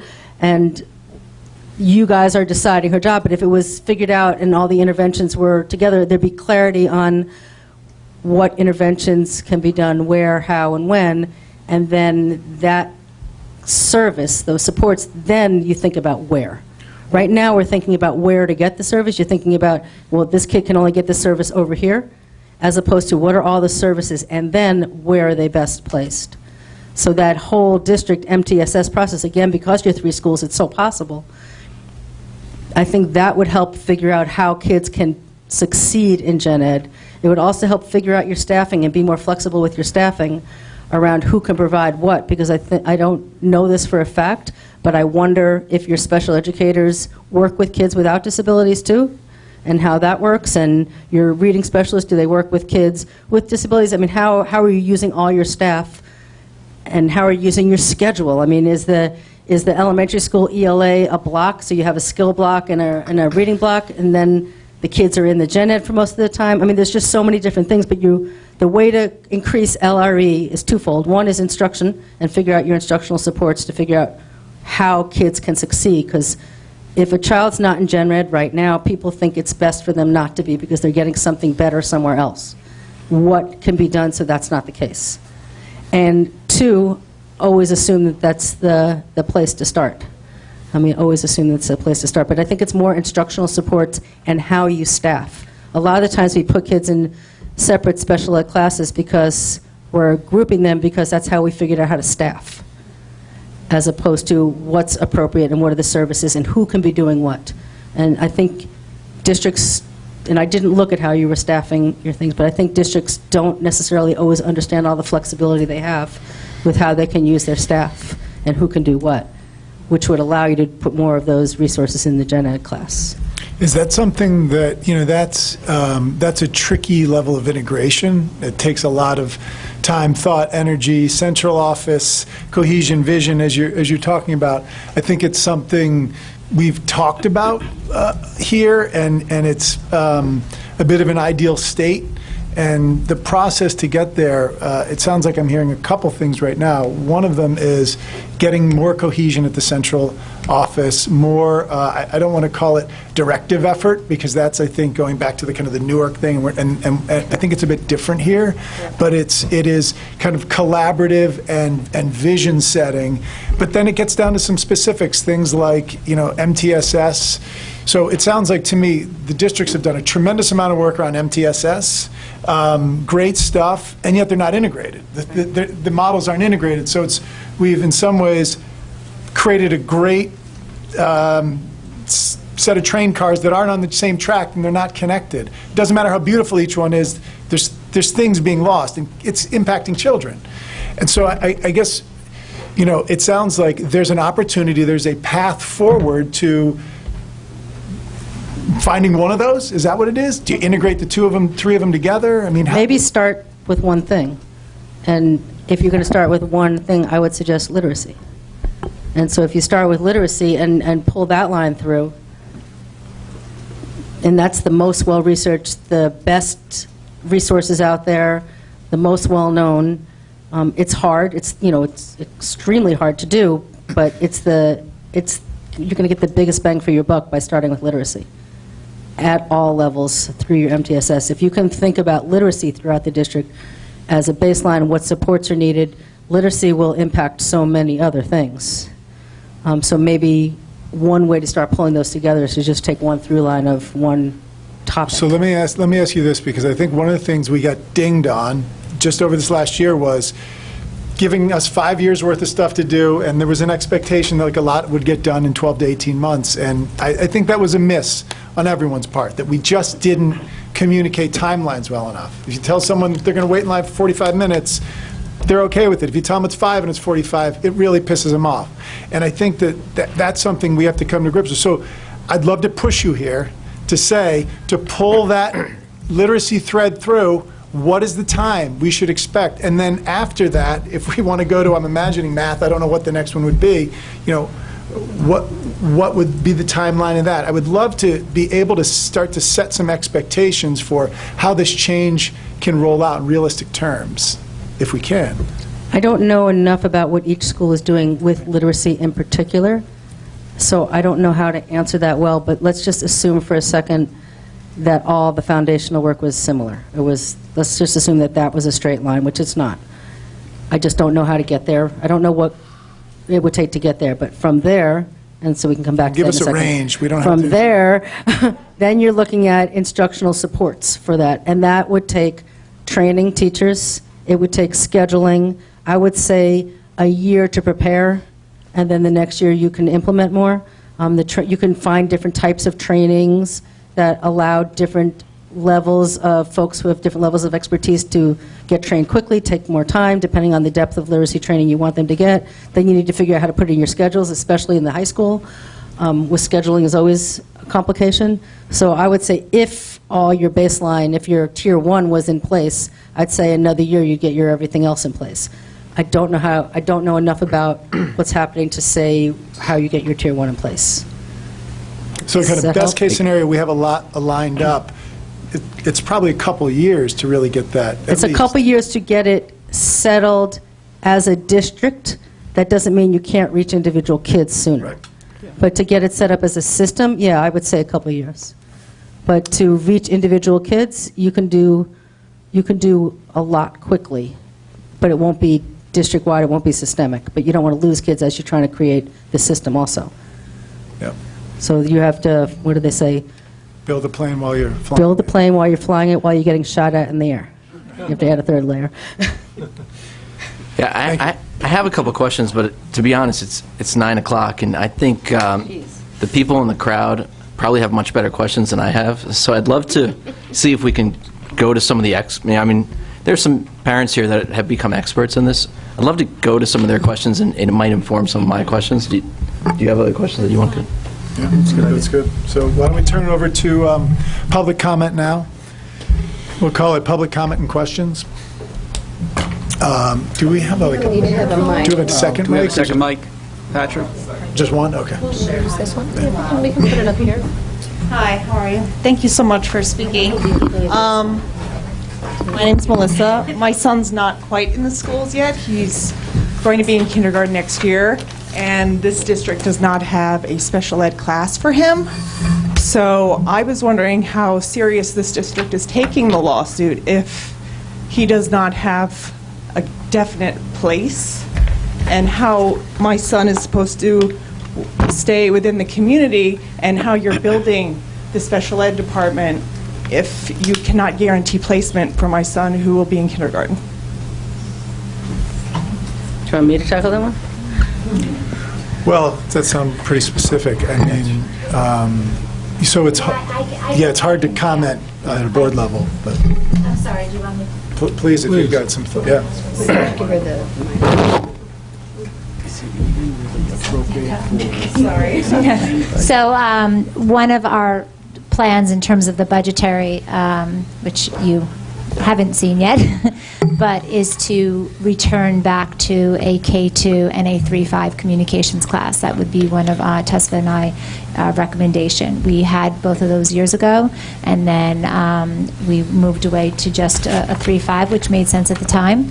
And now the needs of our community are bringing back to having us look at the need to have a K2 and a 3-5 communications class. So we've been working with Amy on space, and we've been working with Maureen on, and Dr. Wilson on budget, so that's going to be part of our recommendation.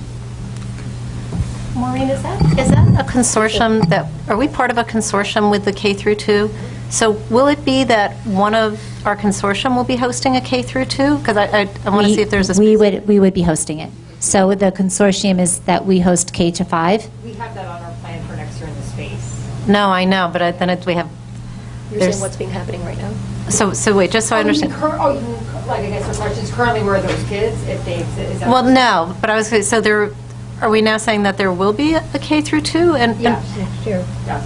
Okay, so I guess, then are we able to tell you that your child has a space? Well, I haven't, it's in our budget. So it's you guys approve the budget.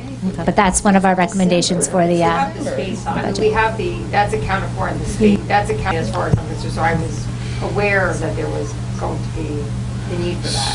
So it sounds like there's things in the works, but there's dialogues happening, and Right. there's not a definitive answer, unfortunately, that we can. Right, I just feel like if as a district, I agree, it's an affluent district, it's a small district. If we're trying to build and have a great, if you're trying to build. Hello. If you're trying to build and have a great special ed department, team, community, you have to start with the children coming in, and also, it's just, I don't know, it's hard to talk when the mic's on now.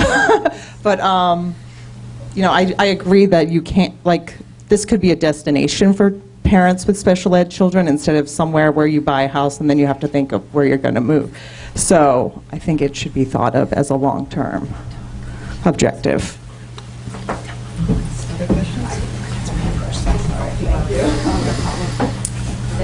Just one quick reminder, just state your name and that you live in Hastings if you do. If you don't say that. And just so you know, it's also being televised, so.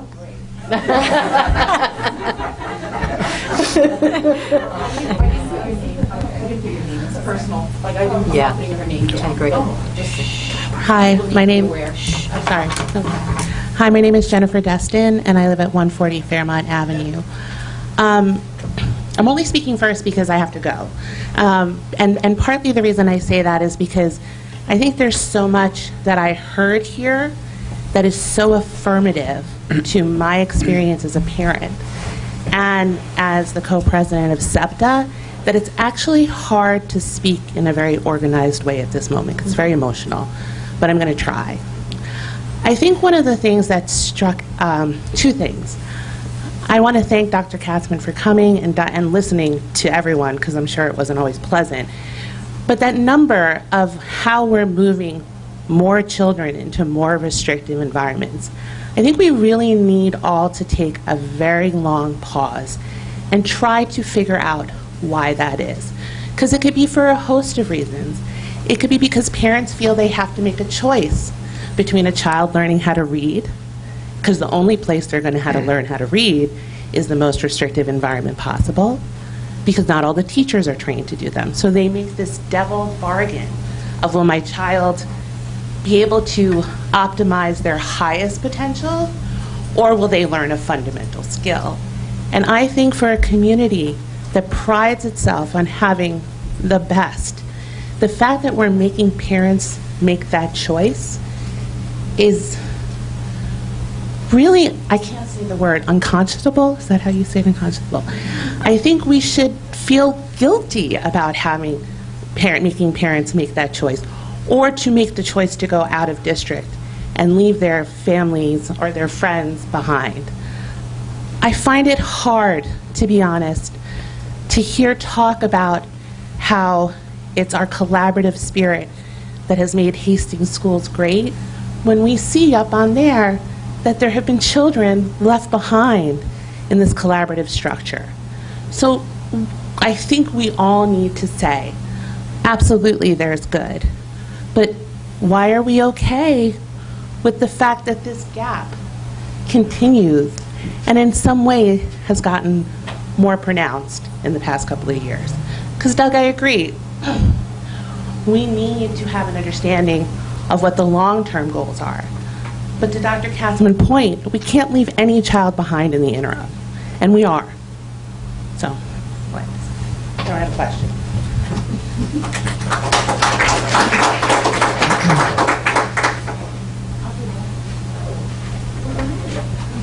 Is it okay if I go first? we have a lot of comments over here. Just in case. Hello. Okay. Hi, my name is Kate Lowengart. I live at 9 Amherst Drive, and I am the other co-president of SEPTA. So I obviously mirror a lot of Jen's thoughts. I also want to thank everyone who's here tonight, because when we first started these conversations, the rooms were a lot more empty, and the questions were a lot less frequent from the board, and the community was a lot less engaged. So for that reason, I think I want to just take a moment to recognize how far we've come on that level, that we're able to have these conversations in rooms together. Finding the solutions to them, I think, is going to be proven to be a lot harder. But what I would say from all of this tonight, we're still in a place where we have a flat hierarchy in our district office. We're still in a place where we have separate MTSS systems in each school, and we still have children showing up to school tomorrow. So my question would be what the plan is tomorrow and how we take this information. Who is going to be the owner of the information? How are we going to work with the building leaders and the district leadership to make sure that we're moving forward with these very clear recommendations that I think have really helped us whittle through the audit, which I think for a lot of people was very overwhelming. And I think having these 6 recommendations really help us focus that, and I don't want to see us lose that focus. And I think as a community, it'd be really helpful to hear about what the next steps are to take this and move it forward.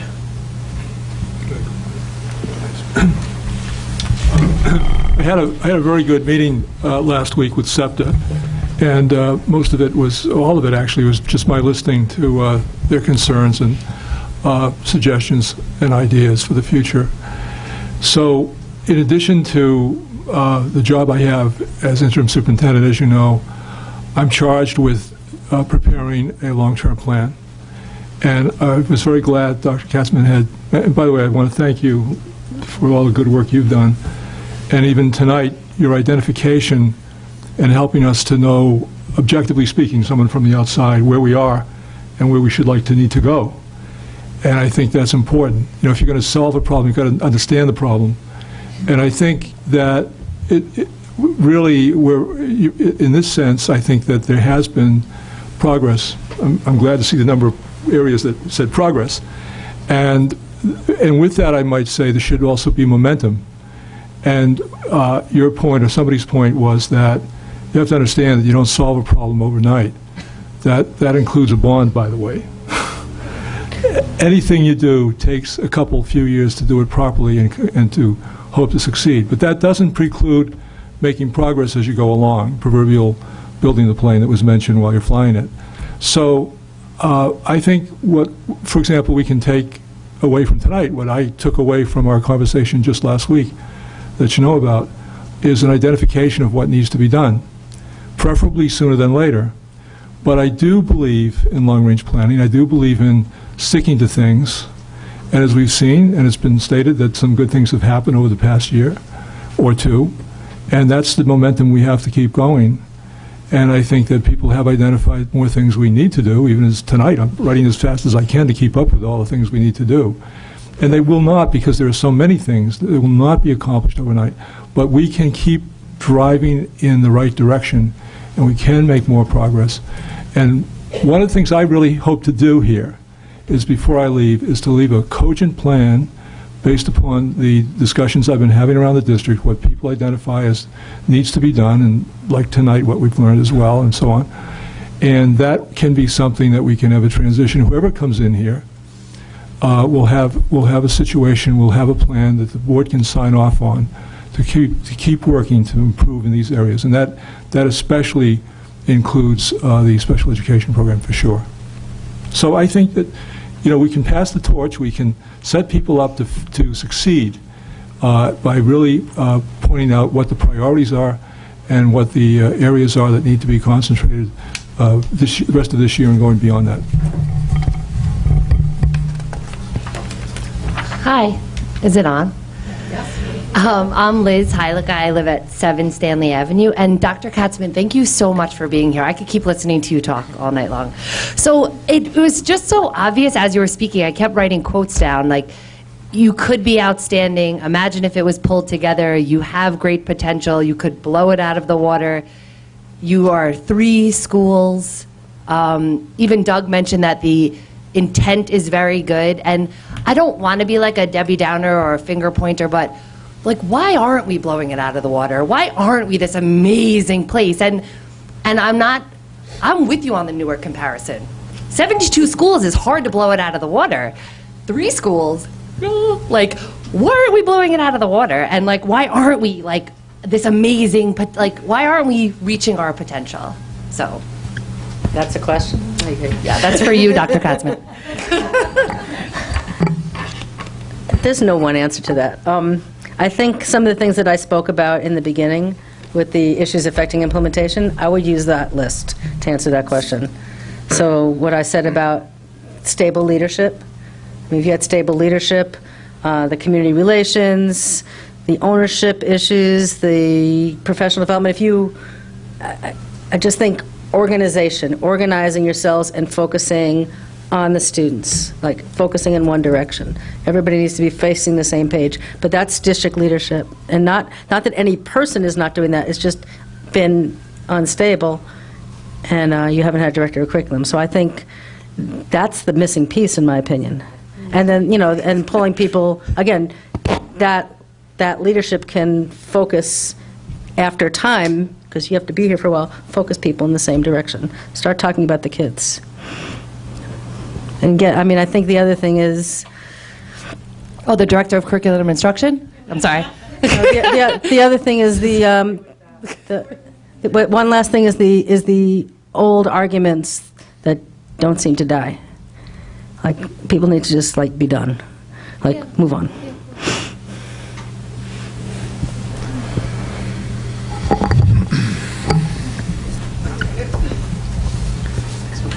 Hi, my name is Kit Demir Dillon. I live at 101 Lafergie.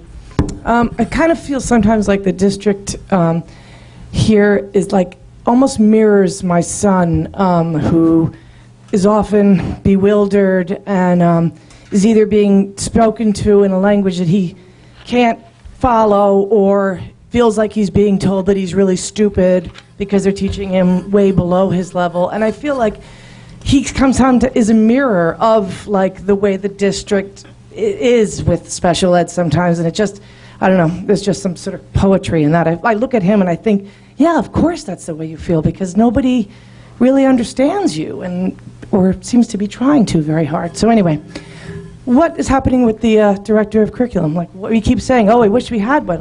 Are we going to get one? Or could we get 2? I don't know. Can we get a special ed one I feel like, and also I have the same question, all of these things that Dr. Katzman is suggesting, who's going to be the person who I can say, how's that going? How's that working? Or is that still, these are all these, I think they're all fabulous ideas, and I know everyone is working hard. I'm not saying that they aren't, but where can we look to see how it's going? So I should say that I agree with everything that's been said about that position.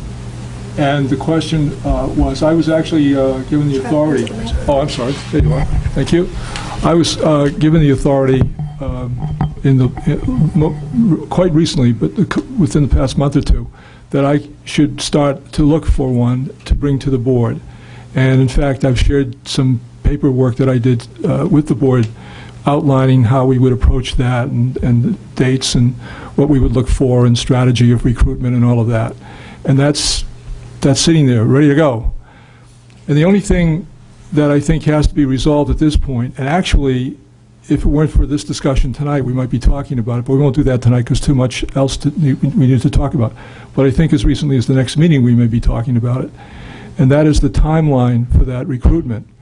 And the reason for that is that the board is also having to look for a superintendent. And it's been suggested, not everybody agrees with this, but it's been suggested, well, if you're going to go out to look for a superintendent, and I think that's another discussion, and that's ongoing. That's going to be in the works, I'm assuming, very soon, in some sort of advanced stage of selection. Why not hold back on the assistant, or not the assistant, well, maybe the assistant position, if you want to call it that, or call it the director, as we've been calling it, whatever.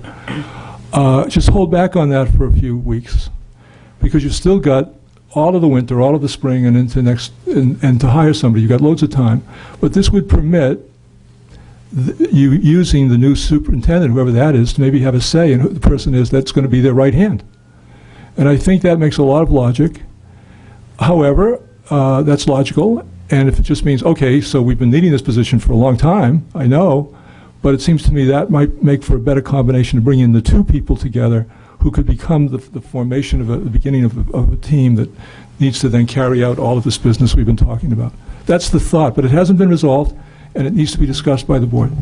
But there's plenty of time to do that and still go out and get two really good people. And we Can I add something? We do have a plan for that to be discussed at the December 17th meeting. Just to add one other thing, when you're trying to get a superintendent, you might scoop in somebody who could be that curriculum person. A lot of the curriculum people are superintendents back, so you might scoop two people up in one. Recruit. Hi, I'm Allison Andrus. I live at 14 Lafergie Avenue. I'm just wondering if, I know you'll be leaving a strategic plan, and that's part of the process for the new superintendent to look at, and hopefully the new director of curriculum. But will Dr. Katzman also be part of those, that process for a new central office? I'm wondering, your presentation was so cogent, and I thought really hit upon so many areas that multiple people have discussed, but it came together, I think, in a way that was quite organized and would really benefit somebody coming in. So I wonder if that can be incorporated into discussions for the incoming people. Yeah, sure. I mean, I think, so just unfortunately, I've already had experience with hiring a superintendent, and I'm only on the board for 3 years. I don't think that's, I think there's no secret at all that anyone's been part of an organization where you've had, 3 leaders in 3 years. We'll have 4 years and 4 years, 4 leaders in 4 years. That's an issue. And I think that the feedback we get is the more detail we can provide for those people coming in, the more helpful they find it. And so, great detail like this is critical. I don't know if your question was, would she be coming back to consult or something at some point? Which, Yes. That hasn't been the relationship to date. But there's, I think that there's a reality that someone who comes in and does a audit for legal reasons can't really be that person. So there's a practical reality of that. But that doesn't change the fact that there's an opportunity for someone to help in that capacity. Or even if it's not to consult, but to continue what you are doing and have that person exposed to this information. Right? Yes, definitely, so for sure. To expose the information, yes.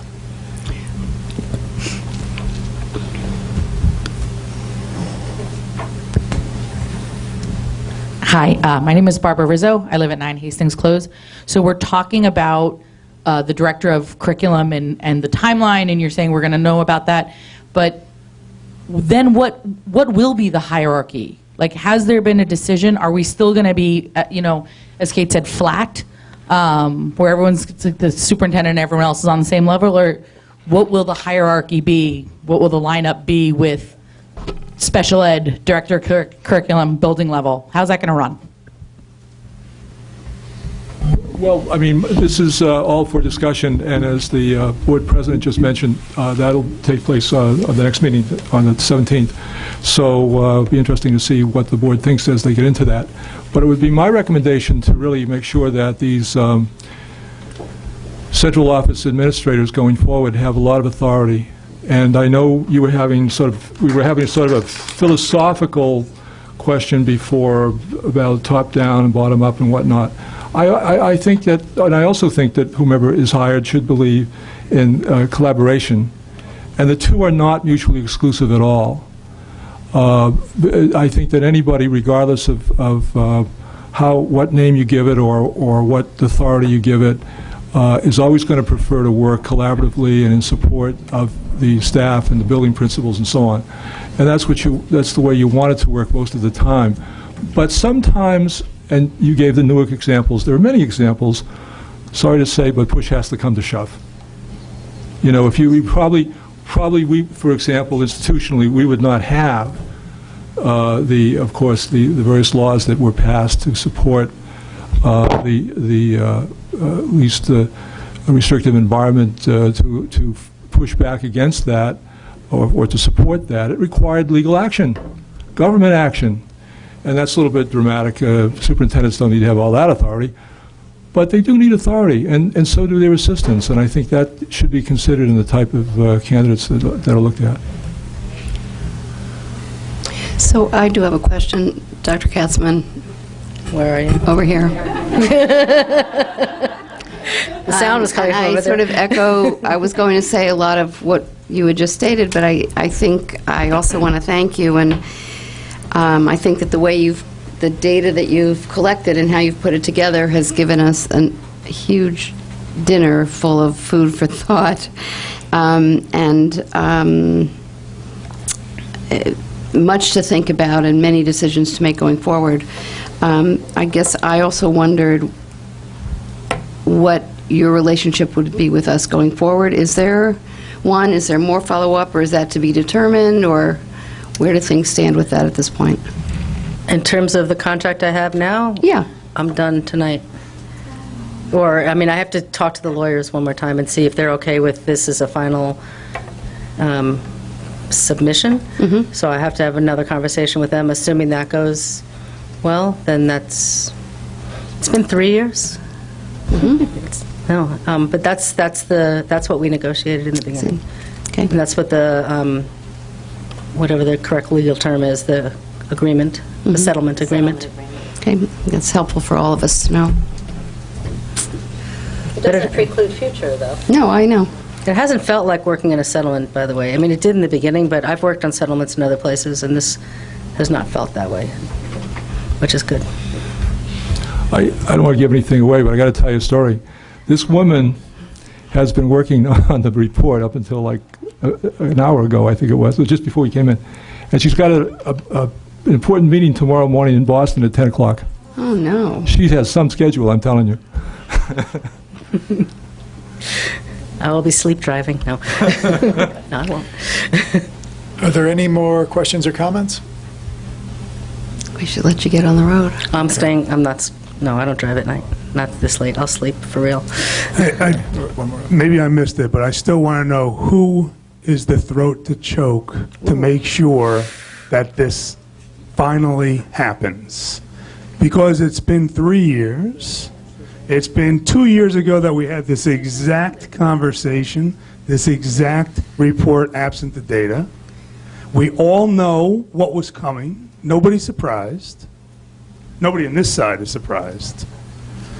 Who is going to ensure that these recommendations from these findings in a state-ordered settlement are going to take place? Who?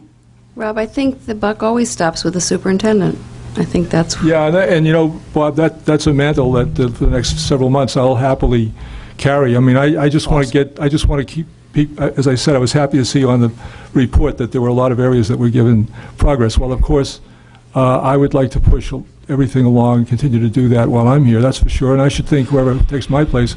But I also have to say, of course, the director of special ed and her assistant are the keys in this, and I think between us, we hope to accomplish a lot. You'll see a lot of more progress made, even by the end of this spring. And then you've set up the people coming in, along with those who will still be here, to really build on that. So a year and a half ago, the board, I believe, took a stance that said they agreed with all the recommendations 100% and gave the authority to, at the time, the leadership, which only one person's missing from that leadership. Everybody else is here. But said, we have to move forward on these recommendations. Understanding some take a lot of time. I am happy to hear that, because Dr. Wilson, I think every time you speak, I understand things a little bit better. I love the way that you clarify things. I love the way you put it together. I'm glad to hear that. I just want to make sure that you have the power and the authority from this community, from this board, to be able to make decisions going forward, because I've heard many, many times from many, many people that you're an intern. Don't act like an intern, won't be treated like an intern. I've never seen you act like an intern. I want to make sure we move some things forward, because we're all waiting. We're all waiting. Yeah. And Rob, please, we don't have time. The director of curriculum was approved a month ago, whatever it was, but it was 2 years that we've been waiting for this. And not for anything, but you almost begged for that approval to go out and hire. This is not special ed. This is general education first. Our children are not learning. We have to have the right people in place. We have to hire well. We have to fire fast. But this is important to this community. That's why we're all here. I'm really struggling with the fact that we are going to push and push and push. It is what's happened. It is nothing against you, Dr. Wilson, at all. It is this community has pushed this off. This is a general education problem. I've heard from 3 people from between the PTSA meeting and this meeting about how this is a general education problem, that their child is not classified and doesn't read. So there's a problem in this school district that we keep pushing off, that please, let's not push this off until a new superintendent is hired. Please.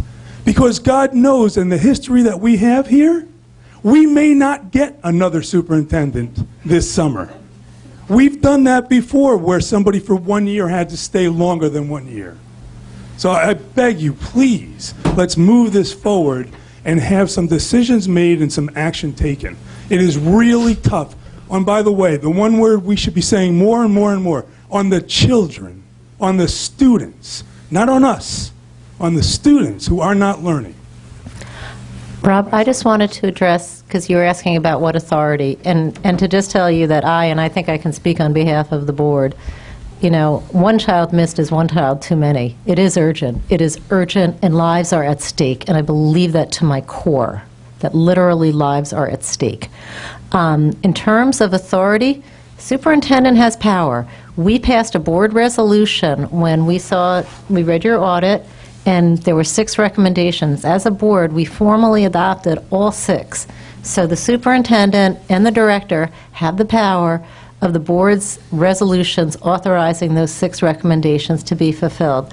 I know that when Tony Sinanis arrived, I think my understanding, Laura, was that you and he spent the summer unpacking, as he liked to say, the audit and coming up with plans.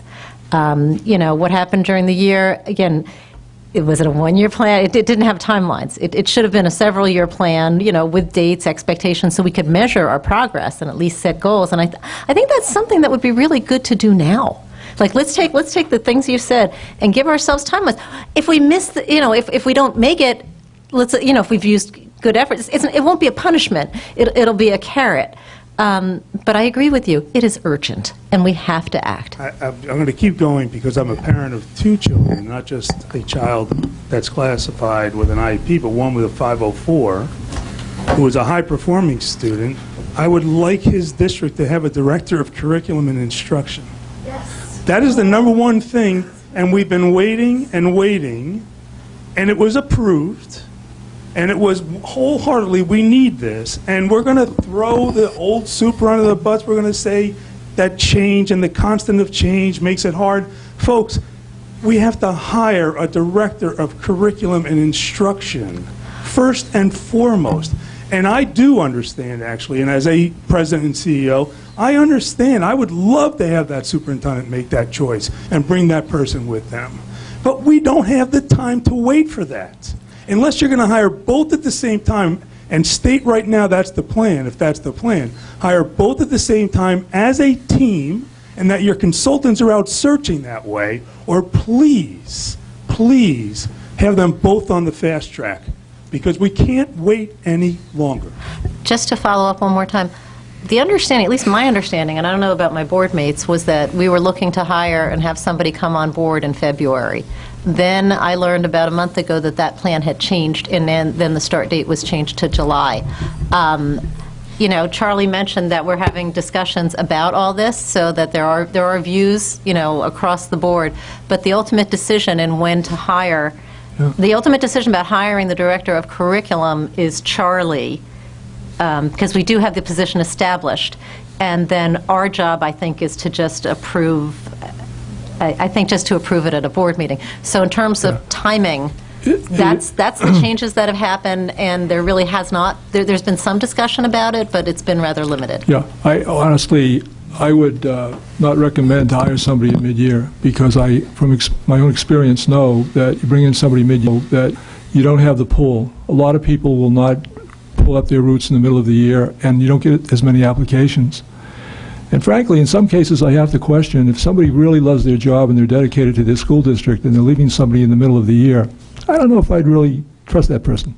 That's maybe a little bit too dramatic, but you get my message. No, and I personally, again, I'm holding the mic, but I personally agree with that. Yeah, I just want to make sure we have one this summer. Absolutely, and the will, and I know it's, you know, we've already talked about it, but your points are all well taken, and I think as soon as just in a week or two, the 17th, the board will you know, it's one thing to say I have the authority, but I want to make sure that I don't, you know, go out and do something that I don't have, then I find out later that people didn't think well, you don't have that much authority, you know. I want to make sure that we're all on the same page, and that can be done, and we can get somebody get going right away, in the first thing in the new year. Yeah. So,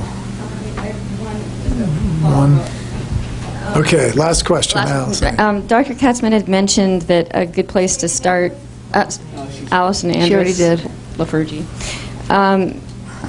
that having the three schools come together to develop, or to fuse into one vision the MTSS programs in each school is a good place to begin. Is that something you think that could start this year, even just the three schools coming together to understand what each is doing? And, you know, I understand that a new superintendent and director of curriculum might influence the final direction of that group, but just to begin the conversations, I don't know if that is a good thing to think about for the next few months. But yeah, I think that, and it's been mentioned before, that there have been, you know, the response of the individual schools and principals.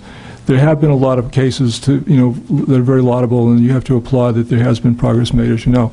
But I do think, as what Dr. Katzman was saying, I think that there's sort of a silo effect here. I think maybe years of the position, coming and going and not having a continuity or a stability, I think has taken a toll.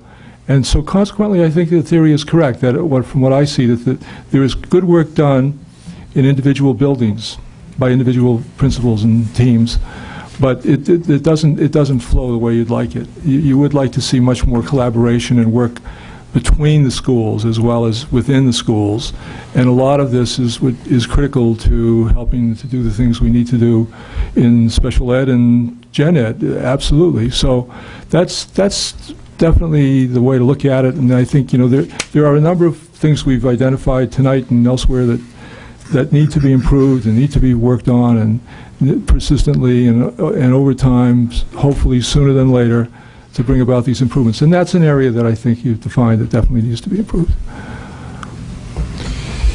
So with that, we're going to just close down this part of the conversation. Want to thank everyone for taking the time to come out. And the first thing that strikes me personally as I listen to everyone is just a deep degree of hope and frustration.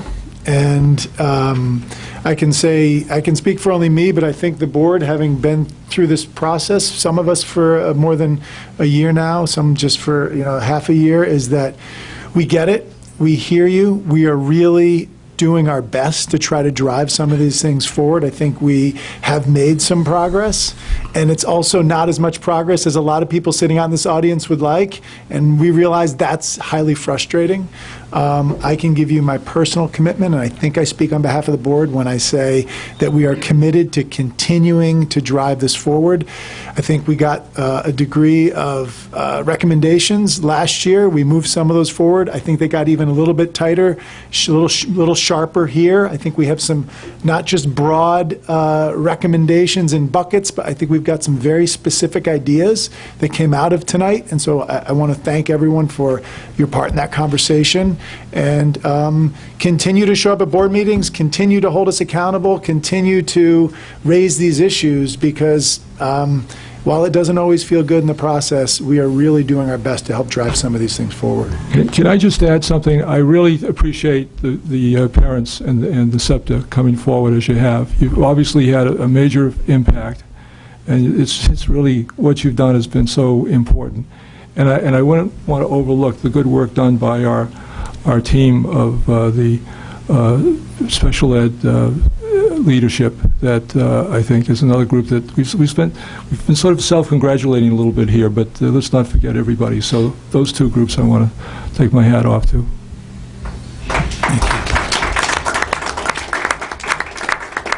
One last thing, Rob, I would use back to pat, not throat to choke next time. That's more Hastings. That's more Hastings. We're going to do some business items. Why don't we give everyone 5 minutes to stand up? Is there anyone else who has public comment who didn't make a comment there? Okay.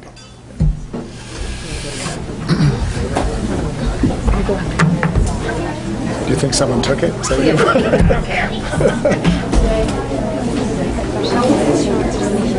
All right, start it up.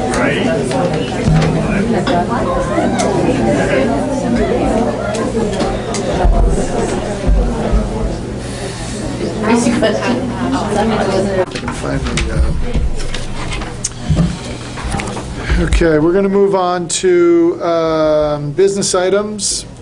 So business items 4A and B. It's a phone discussion. What? I thought phone discussion was next. You told them to leave? Oh, but I think people stayed because they're still expecting bond discussion. Well, we said that I thought we were going to discuss it gonna- among ourselves. I know people would ask if they stayed for staying. Well, we should not say that for another. Yeah, so are people here specifically for the bond conversation right now? You are. Then just make a Okay. comment. They can.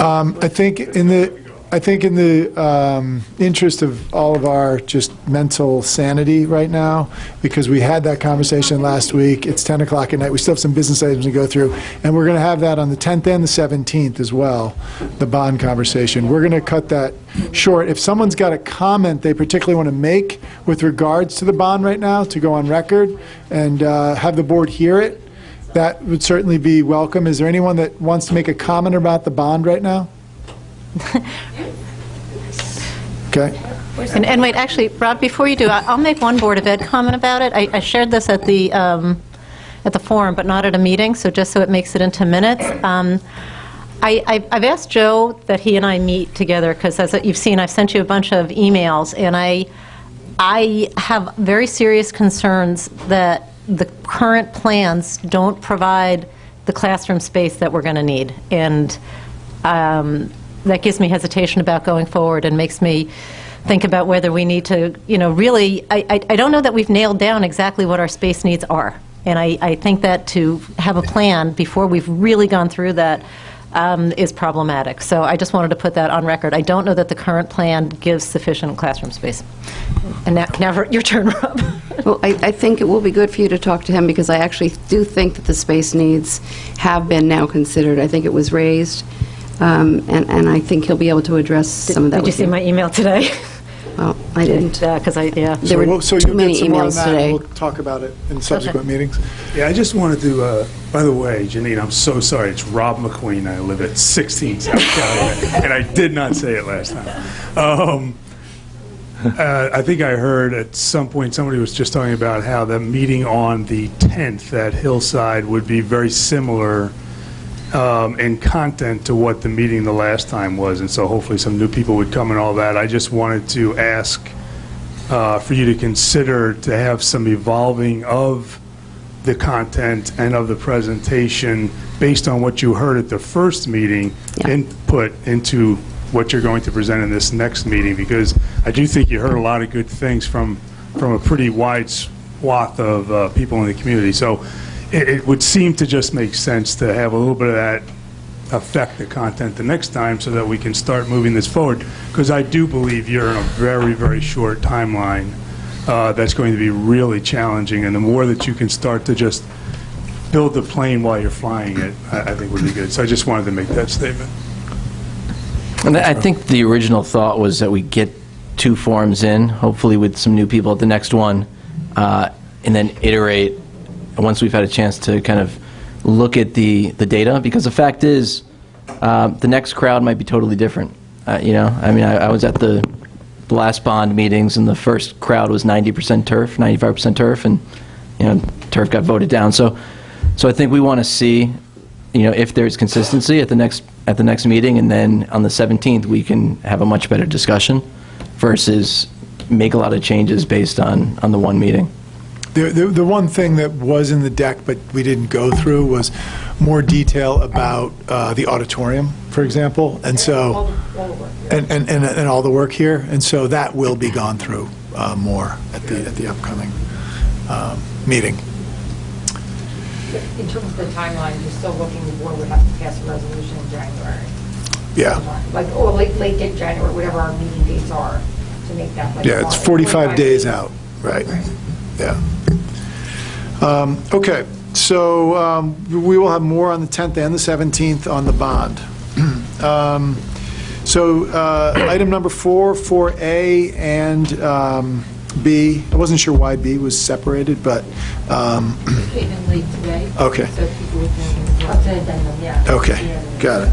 So for 1 through 9 under 4A or 1 under 4B, does anyone on the board have questions?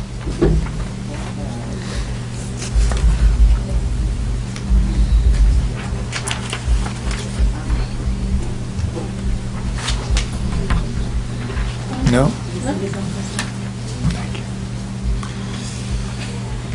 Okay, so it doesn't look like anyone has questions. So can I get a motion to pass 4A and B, 1 through 9, and 1 under 4B? So moved. And a second? Second. Okay, all in favor? Okay. C is for placement services for CSC and CPSC. Anyone on the board have questions about that? A motion to pass 4C. So moved. And a second? Second. All in favor? Okay. Personnel appointments, 5A and B. Anybody have any questions? Just a comment, I always think it's great when we hire our Hastings High School grads, and I'm thrilled to see Francesco Socha in there. How long did she graduate? A while ago? He. Oh, it's a boy, Francesco. Okay. 2014. 14. Oh, wow. So he's with Jesse, right? Was Jesse 2014? Yeah, and he is now studying at Columbia Teachers College. So lots to be proud of. Great. So can I get a motion to pass, a motion to... So moved. Yeah, you know what I meant. 5A and B?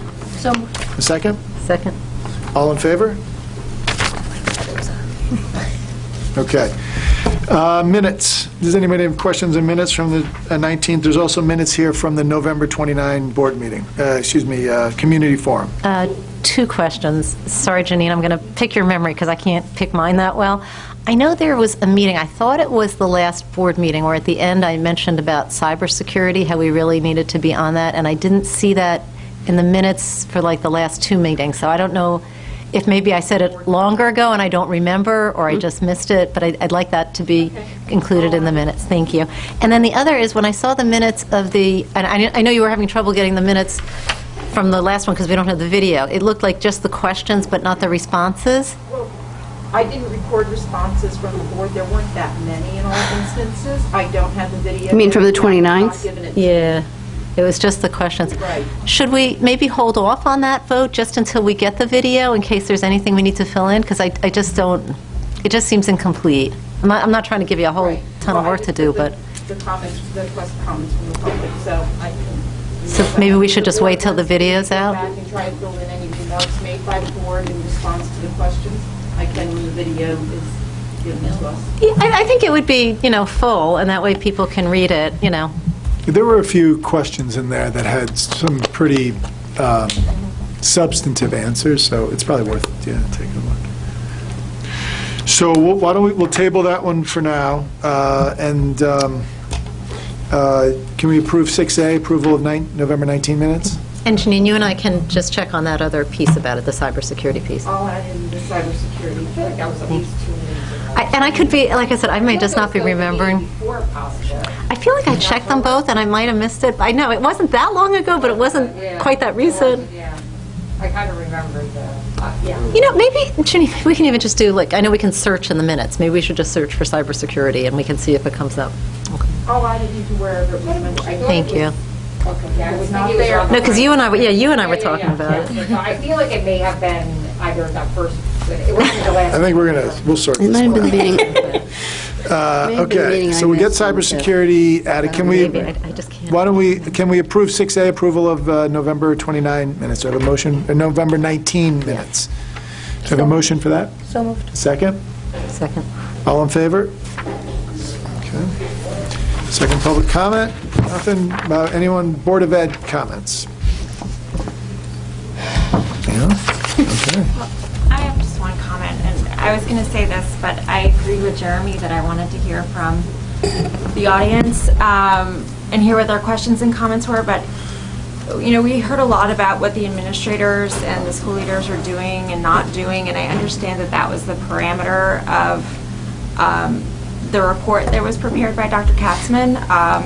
But what I look forward to are future discussions of what students with special ed services are doing and not doing, and whether or not and how we are meeting and growing their abilities and their interests. I think that's important. Anyone? So are we talking about the curriculum position on the 17th? That's the current plan. Because I think that's an important discussion to nail down, especially the level. And I'm looking forward to having that discussion on the 17th. And I observed that some administrators in the audience were not that thrilled. I just found the timing of exits interesting. I didn't want to bring it up earlier, but when I listened to Katzman speak about the way that the district needs to be organized, and then I see actions like that, it just it makes me kind of shake my head in terms of why this is so difficult to kind of nail down. So I'm looking forward to the 17th discussion around that. Can you just I'm at a loss of what you mean. I'm sorry. Timing of whose exit? I'll just put it out there. Charlie was talking about the position, and Gail and Lou, got up at that time and walked out, and it wasn't the end of the discussion. So I just, found it puzzling, personally. Thank you. I don't think it's simple, and I think it's very complicated. All of this, everything we talked about tonight, the organization of the district, the effects that we've had of the lack of organizational cohesion, and the way that has affected and gone throughout the district. And I think we have to be careful that we make sure we get all the information that we need before we to paint so we can really see what a clear picture of what's going on and what we need. I think that, I don't know if that makes any sense, but. And I'll add that, following on what Jody said, I agree. There's a lot of history here, and a lot of y'all are younger than we are. You know, Jody and I'm sure we vividly remember that cafeteria filled with over 100 people talking about an assistant superintendent of curriculum versus a director, and it was heated and it was ugly, and there was a petition with 500 names that came about in about 48 hours. So there's a lot here. I do want to just let me finish. This is what Just we're going to two get on the things. 17th. So. Yeah, but I was going to say, just without getting into that, I will say with people leaving, I think we're best off not to judge. We don't know what people's schedules are. We don't know how people are feeling. I mean, I know Lou's here every morning at 7 in the morning, well before everybody else, and it's a long day, and maybe Charlie has already had this discussion with them. We don't know. I just think we shouldn't. It's quick. We should just hold back on drawing that sort of thing. But I do want to say this about the 17th, because nobody responded to my email. I did ask that rather than the issue be how to title the curriculum position, that it should be about central office staffing, because I've been hearing some interesting thoughts around about different ways to staff. So rather than even focus just on the one, I think it may be a broader discussion. Well, I think, let me just add to, I think, both of your points, and really maybe bring this all together. We have a responsibility to try to depersonalize all of these things and think about what is to the best of our ability, and individually we're fallible, even as a board we're fallible, hopefully less fallible when you have 7 people working together. But what is the best organizational alignment for the building for its long-term good, and that's what we individually should be thinking about and studying and working on over the next 2 weeks to come in informed versus just taking a suggestion of one person or another. But I just simply ask that everybody, you do your, and I'll certainly try to do mine as well, homework around this and come in informed, and we'll have a good discussion. No more, no less. We'll have a good discussion on the 17th, and we'll see if we can move forward from there. I also think that some of this is not about the history and the specific people. I've come at it from sort of an MBA management approach and just looking at the way organizations should run. And that's really how we have to think about this. It's not about what happened 5 years ago, 10 years ago in the auditorium or the cafeteria. It's about what's the right structure. Katzman was pretty direct about what the right structure is, and push back on you a bunch. So that's how I come at this: is what's the right organizational structure? We could take out all the specific people. We could drop in any names, any person. It would still be there's a correct organizational structure, and one that, look, if we've been doing it the same way. And we've had curriculum roles that didn't work, why would we do it the exact same way again, right? Like, insanity is doing the same thing and expecting a different result. So, it's really about what's the right structure organizationally, not what does one person feel, how is this going to make them feel, can they work together with these individuals? Because, this is a structure that's supposed to last for 10, 20 years, and the people that are here aren't going to be here in 20 years. The careers only last for X amount of time. So how do we put a structure in place that lasts 30, 40 years, past all the careers that are here? So what I would recommend is because I think we probably all have a lot of thoughts on this topic, and we could probably stay here another hour and a half talking about it, that we just kind of hit a pause button there on it, bring thoughts for December 17th, and we'll talk about it then. What do I have to do, Jody? I have to motion to close? No one called me on that until last time. Do I have a motion to close the meeting? So moved. Yeah, and a second?